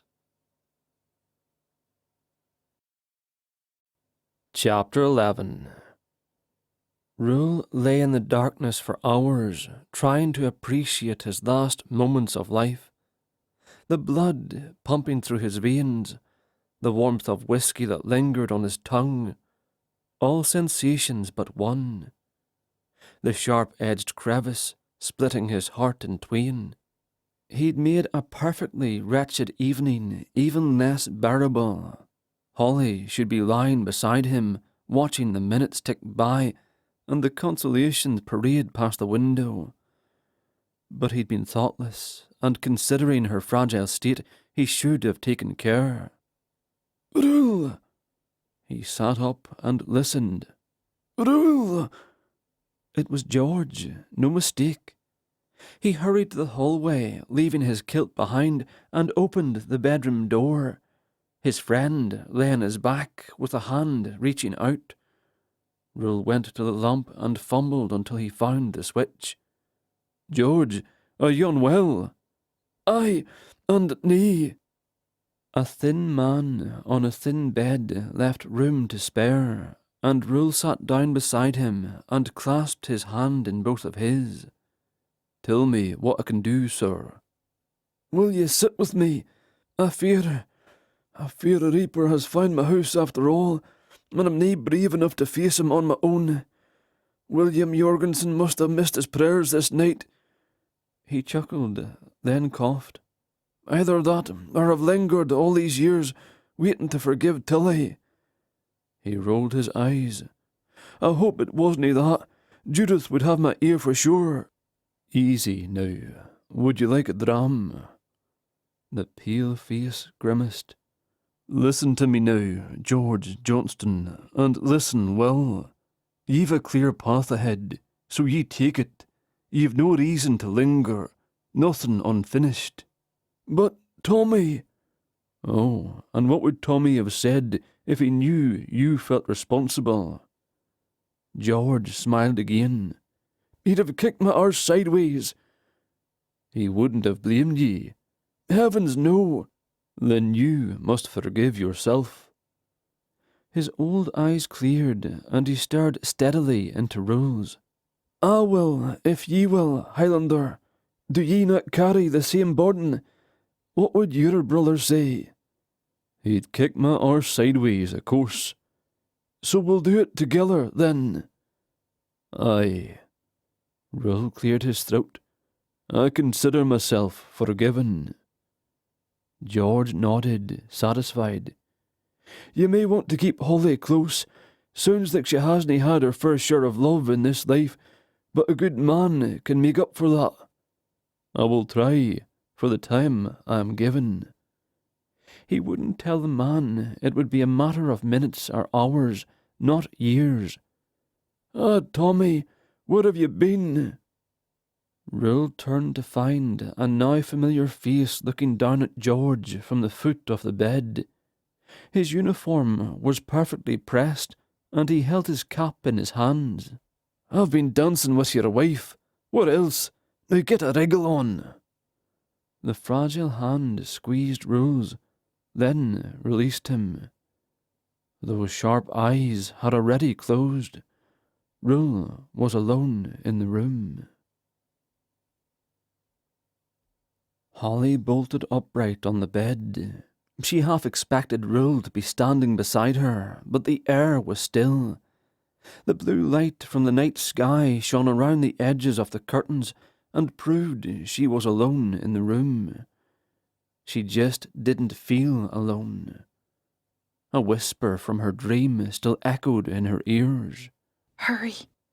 Her heart lurched painfully in her chest when she remembered her last conversation with Rule. What if his witch had come for him, or even a rubber truck? She might have missed him. The door stood open, and she honestly didn't know if she'd closed it before lying down, but it didn't matter. She had to hurry. She slipped a shawl around her shoulders and ventured out into the hall. A dim light lit the stairwell, and she peeked over the rail to see that it came from George's room. Maybe he was having a hard time sleeping. Maybe the part of the ghost story he'd heard was keeping him up. Old men liked warm milk, didn't they? She should make him some right after they made sure Rule was still around. The clock in the hall read 3:45. Somewhere in the back of her mind, she thought 3 to 4 was called the witching hour. Or maybe that was just Rule's delusion spilling out of her subconscious. She hurried down the steps and around to George's room and found Rule kneeling on the floor next to George's bed. She'd been wrong. It was Rule who was awake and George still asleep. The Highlander wore only his shirt, but it was so long it covered his butt and it reached the back of his knees. But why was he there? She looked closer at George. He lay deathly still. Deathly. Before it even registered in her brain, her body began to shake. So did her breath. Rule turned. His face was streaked with tears, his hands clasped together as if in prayer. "Thus," he whispered, "George is gone." Gone? She couldn't seem to move. Oh my gosh. Oh my gosh. Tears sprang to her eyes, and she became hyper-aware of her breathing and the fact that George was not.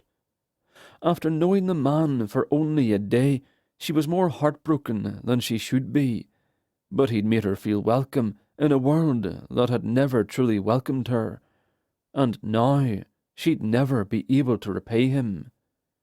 It was a sense of debt that drew her to George's bedside. Rule's shoulder reached the height of her stomach, and she lifted a hand to place on his shoulder. I'm so sorry. He snaked an arm around her waist and leaned his head against her. He was afraid to die alone. I reckon he'd been waiting a long time for someone to come along and hold his hand so he could go. I'm guessing 4 years, 7 months, and 13 days. She sighed. Maybe this was your good deed. Perhaps, but he died in peace. He pointed to the end of the bed. Tommy came for him. Now he's gone off to find Judith. I hope she's waiting at the bothy. He deserved it, right? Fresh from a confession. He's earned the reward he wanted. He loved and was loved. That was for certain. The only thing that matters. If we believe that, we've accomplished much in a single day. Rule stood and tucked her shoulder under his, then led her into the parlour. If easing George out of his world was my good deed, it may explain Sonny's delay. Let's not talk about her, please. Let me pretend that we're not out of our minds. Breathe, Holly. Just breathe. I noticed a number for Father Stewart in the kitchen. He'll know what needs to be done. She grimaced. Let's hope Tilly isn't listening or watching at 4 o'clock in the morning. Chapter 12. Holly was struck by how life and all its worries just kind of stopped when someone died. Like the rest of the world was a television humming in the background, and someone had turned it off. Rule sat on the sofa and held her in his arms while they waited for the priest. It was a short 10 minutes later when someone knocked on the door. Thankfully, it was Father Stewart and not Tilly, whom Rule referred to as the nosy besom, whatever that was. Though the man of the cloth had to be familiar with such gatherings, he was tender and reverent as he first checked on George, then joined them in the living room. "I love everyone in my parish," he said, "but George was special. I feel I feel as if I've lost a member of me own family." He wiped a wayward tear from his cheek. "Forgive me." After a moment he straightened, as if alarmed. "Tilly, she cannae find ye here, or she'll make trouble. I can call William and prepare him for his mother's reaction, but unless ye plan to stay for the funeral—" No, they said in unison. "That's it then. Ye should leave before first light. She'll see my car and come running. That's a fact." Rule gave her hand a squeeze and didn't let go. "Aye, we'll light out as soon as Holly gathers her things." He led her back to George's room first. "Fare thee well, George. If you're lingering for us, there's nae need. Go, find your nurse. Godspeed." Holly hurried up the stairs and packed quickly. She made the bed and felt like a criminal as she tried to erase any sign that she'd been there, but she stopped short of wiping her fingerprints from the doorknobs. It wasn't like anyone would arrest them on Tilly's say-so, and they did have Father Stewart as a witness that George had wanted them in his home. Rule stood at the bottom of the stairs and watched her descend. It was the strangest moment of her life, feeling almost like a bride, or at least a very happy prom date, even though the date couldn't last very long. She supposed she was agreeing to something momentous, agreeing that it didn't matter if Rule's story was impossible or not. It didn't matter if he was out of his mind. She was going with him. And if he disappeared on her, she could pretend that a witch had come for him, a young one that would never hurt him. one moment at a time. It was a crazy way to get from one day to the next, but it was going to be her mantra now. He held a potato sack in one hand, and he looked a little nervous. "I told Father Stewart about the cylinder, suggested he bury both pieces with George." She nodded, then pointed to the sack. What's in there? He watched her carefully. Foodstuffs that George needs no longer. Foodstuffs. They were taking food along with them. He was telling her where he wanted to go, asking her if she wanted to go there. She tried to think of a charming way to answer. I guess we'll be going at the back then. He beamed and took her suitcase from her, then stood back to let her lead the way. Father Stewart was in the kitchen, looking out the window. "No sign of Tilly. God speed ye on your way." There was no rain that morning, but any other day the humidity and breeze would have made her hurry back inside, but she could be tough for once. Father Stewart waved at them from the door, then went back inside. Do we know which house is Tilly's? Rule pointed to the south. "She came from that direction." He froze. She followed his attention to the south. Tilly was already out of the house and headed across her front yard.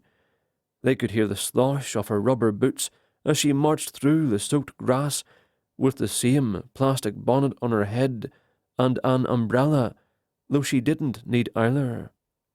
She hadn't noticed them either, with her attention on where she was stepping. Rule turned slowly, tucked Holly's hand around his forearm, and led her toward the hill. With every other step, she prayed, Please, please, please, don't let her see us. They cleared the top of the hill, and Holly laughed as she scurried out of sight of the houses. Climbing a hill is a lot easier when you're running from someone. So it was. Rule was just as out of breath as she was. Look there, the Druid Circle. The bothy has to be over the next hill." Keep going. She might still come after us, you know. The glen was empty except for the stones and half a dozen trails that led to it. Since they had to pass it before starting up the next hill, They decided to rest there for a few minutes. One of the larger stones lay on its side, and Holly collapsed on it, grateful to whomever had tipped it over. There was no sign of Tilly or anyone else on the hill, no one coming along the paths. 5 minutes. Just give me 5 minutes. Rule chuckled. Gladly. The silence of the night ended with the call of two birds, one from each side of the little glen, as if they'd lost track of each other in the night and were trying to get back together again. What a lovely spot.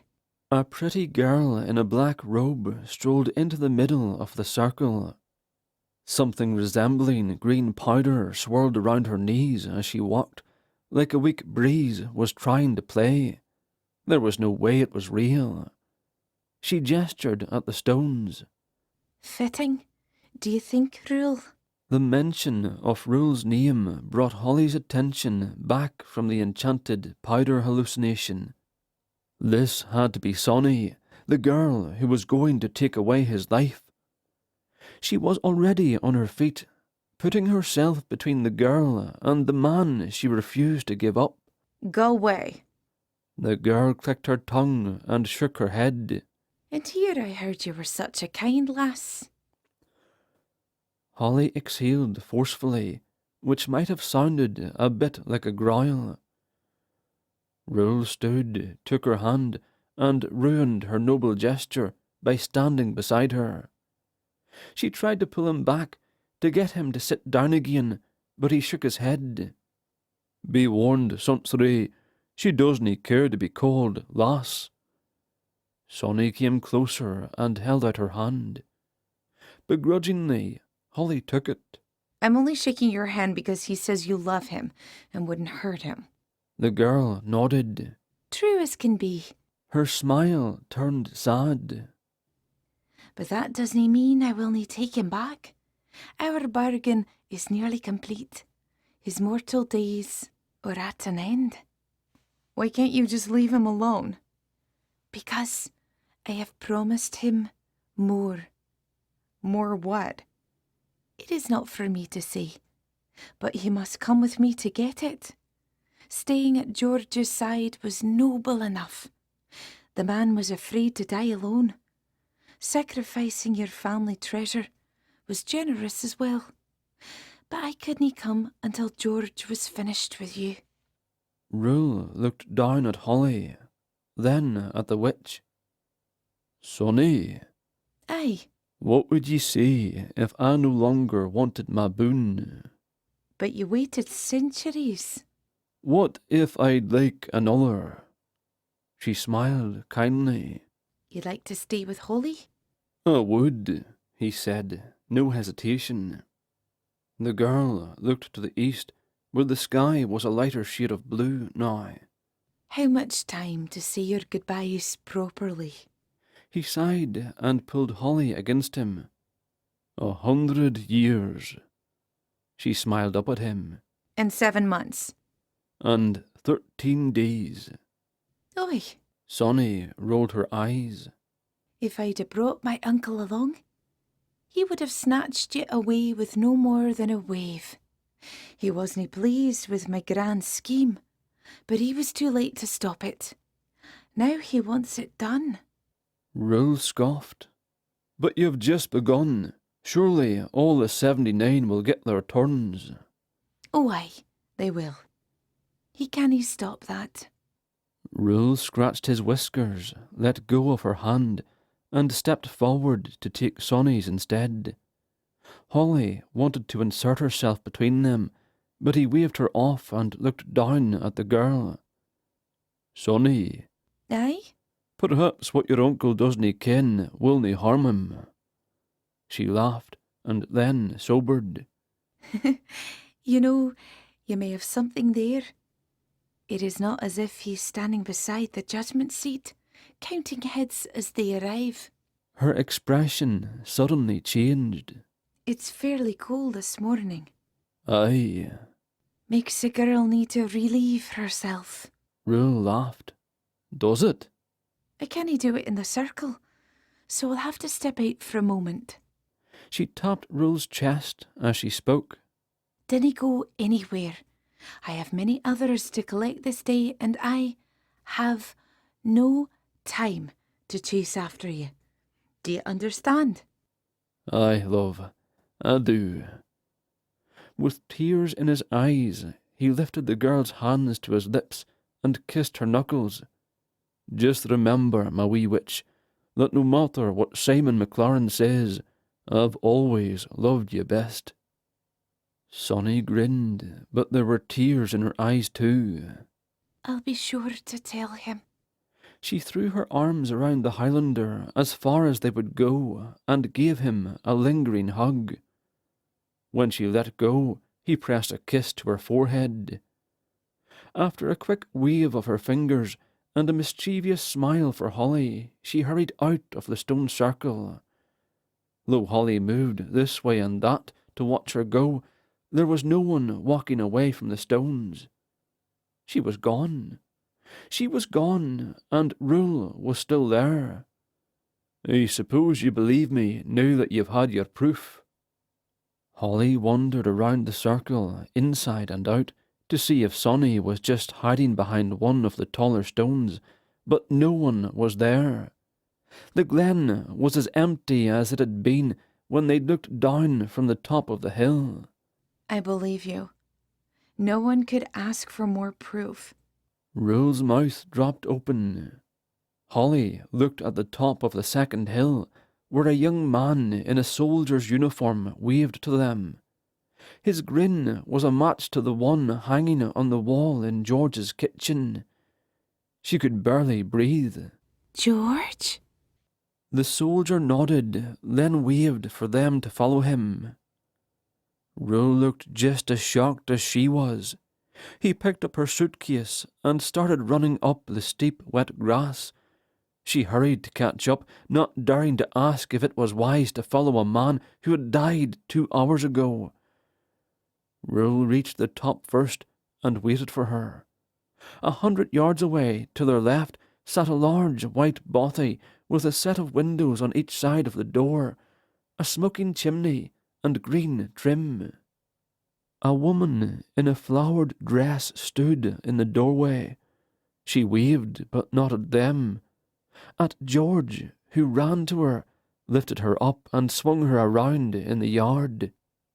Holly and Rule stood still, watching, unwilling to interrupt, especially when George scooped up Judith's legs and carried her over the threshold and into the house. Suddenly, the smoke from the chimney was gone, and the bright green trim was now black and faded. Tall grass grew against the front of the building, blocking the closed door that George had left open. The only thing in the overgrown yard was an old wooden swing that had collapsed on one side of its A-frame. But the scene turned warm and cheery again when the orange light of the morning sun struck it from the east. Rule watched her, smiling. She took his hand and shrugged. Do we dare? I believe, nay, I am certain George and Judith want us here. You don't think we'll find ghosts inside? Her face lit with laughter, and he shook his head. I made him promise. Promise what? That he would find his wife and move on. She grimaced and started moving. Let's hope he listened.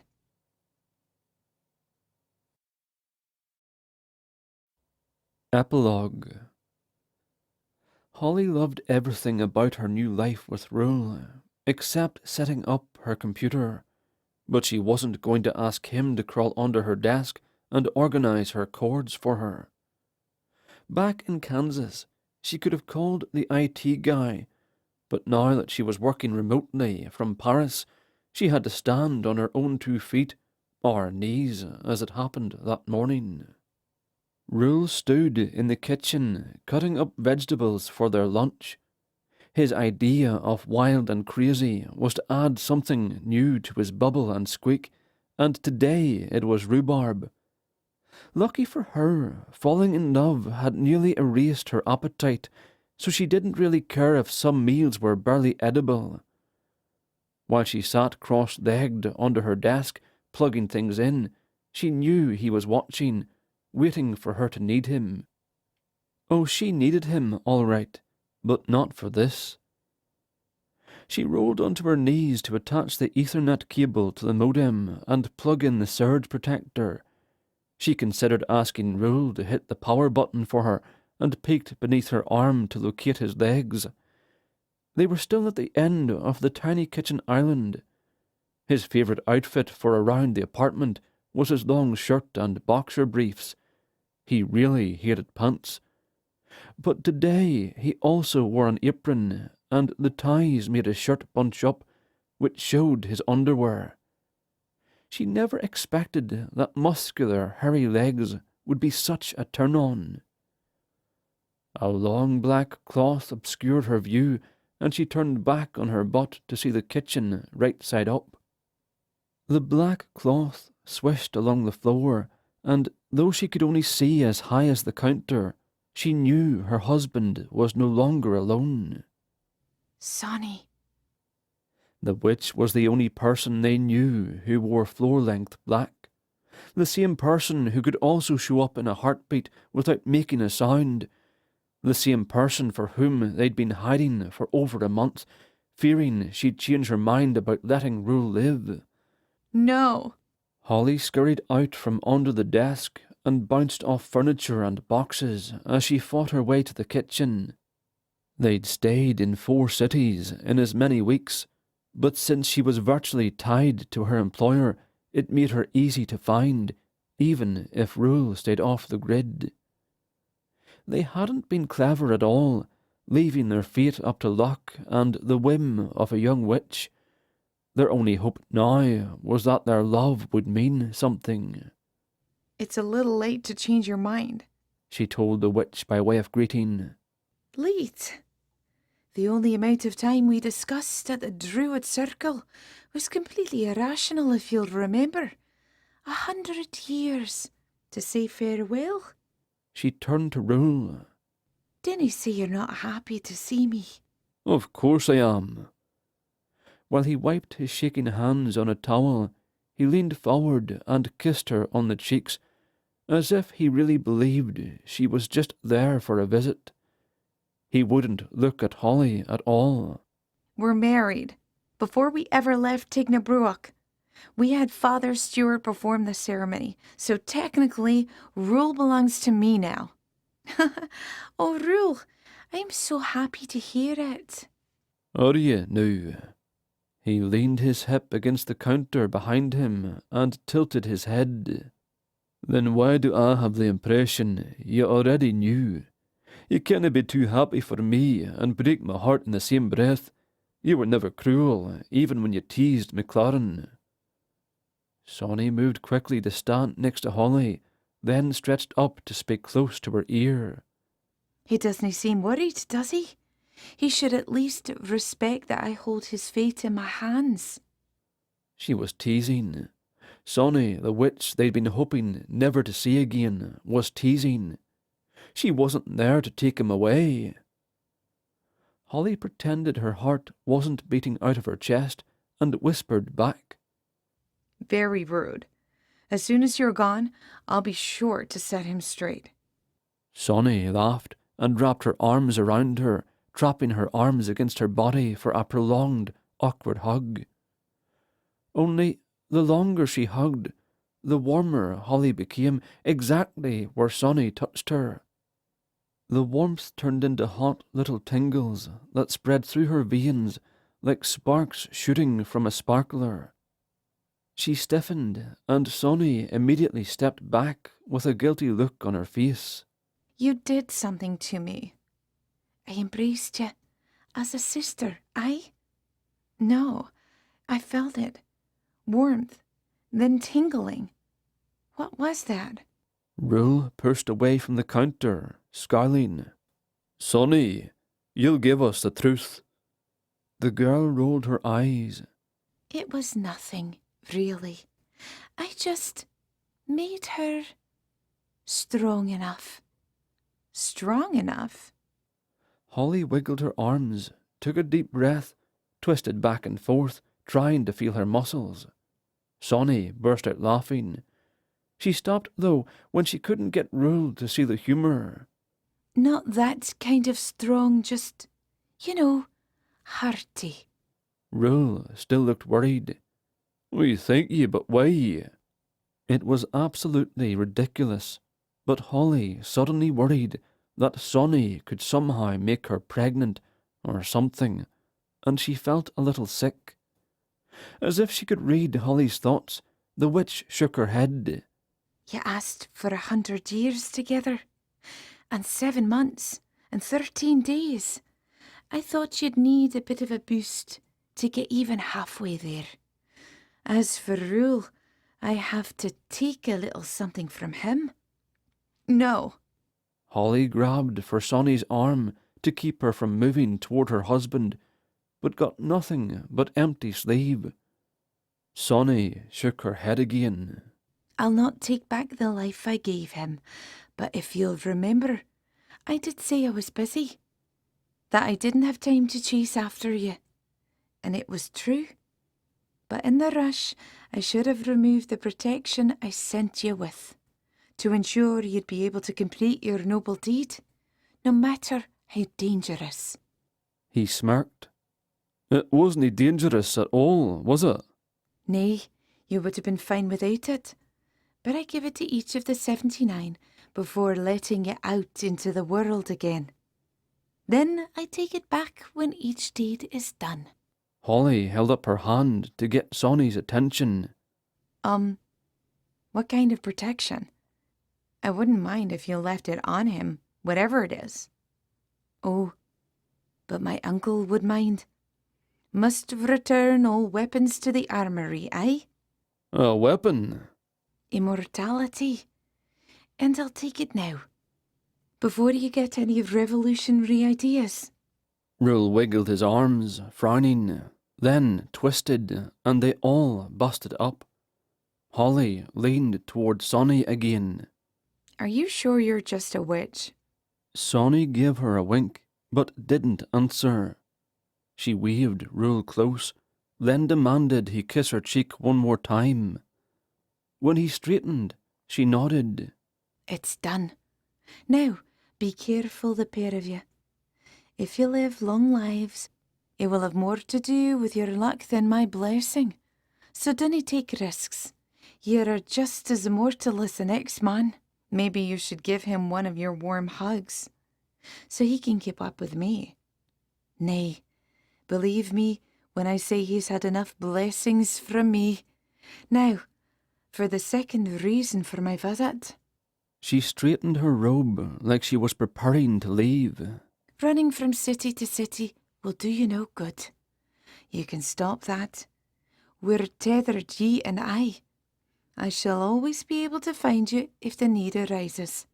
She shook her head at Holly. The need will never arise, but I could. Rule threw his arms around her and squeezed her until she squeaked. "Drop in any time, knock or not." Holly exchanged a look with the girl, and they silently agreed that dropping in unannounced wasn't a good idea. Sonny gasped, then bit her lip. Lass, I just wondered, if you have a son, will you name him George? Rule's eyes nearly popped out of his head, and he slowly turned to look at Holly, then at her stomach. Obviously, he didn't realise Sonny was teasing them again. I am teasing, Sonny said, then disappeared into thin air. But just a millisecond before, Holly was pretty sure the girl had winked. Of course, she wasn't about to tell Rule, at least not yet. With the witch gone, she was both relieved and exhausted, and more than a little nervous. So she stopped worrying about the computer cables, stopped wondering what lunch would taste like, and threw in the towel. You know what? I'm going back to bed. This day needs a reboot. Look, I believe I'll join ye. Oh, no, you won't. Not today. Not when I'm feeling extra strong. Rule scooped the vegetables into a bowl and set them aside, then headed to the bedroom, close on his wife's heels. This has naught to do with ye. I'm weary is all. But tell me, love, he said, dropping his apron on the floor, do ye suppose it would help your boot trouble if I were to remove my long shirt?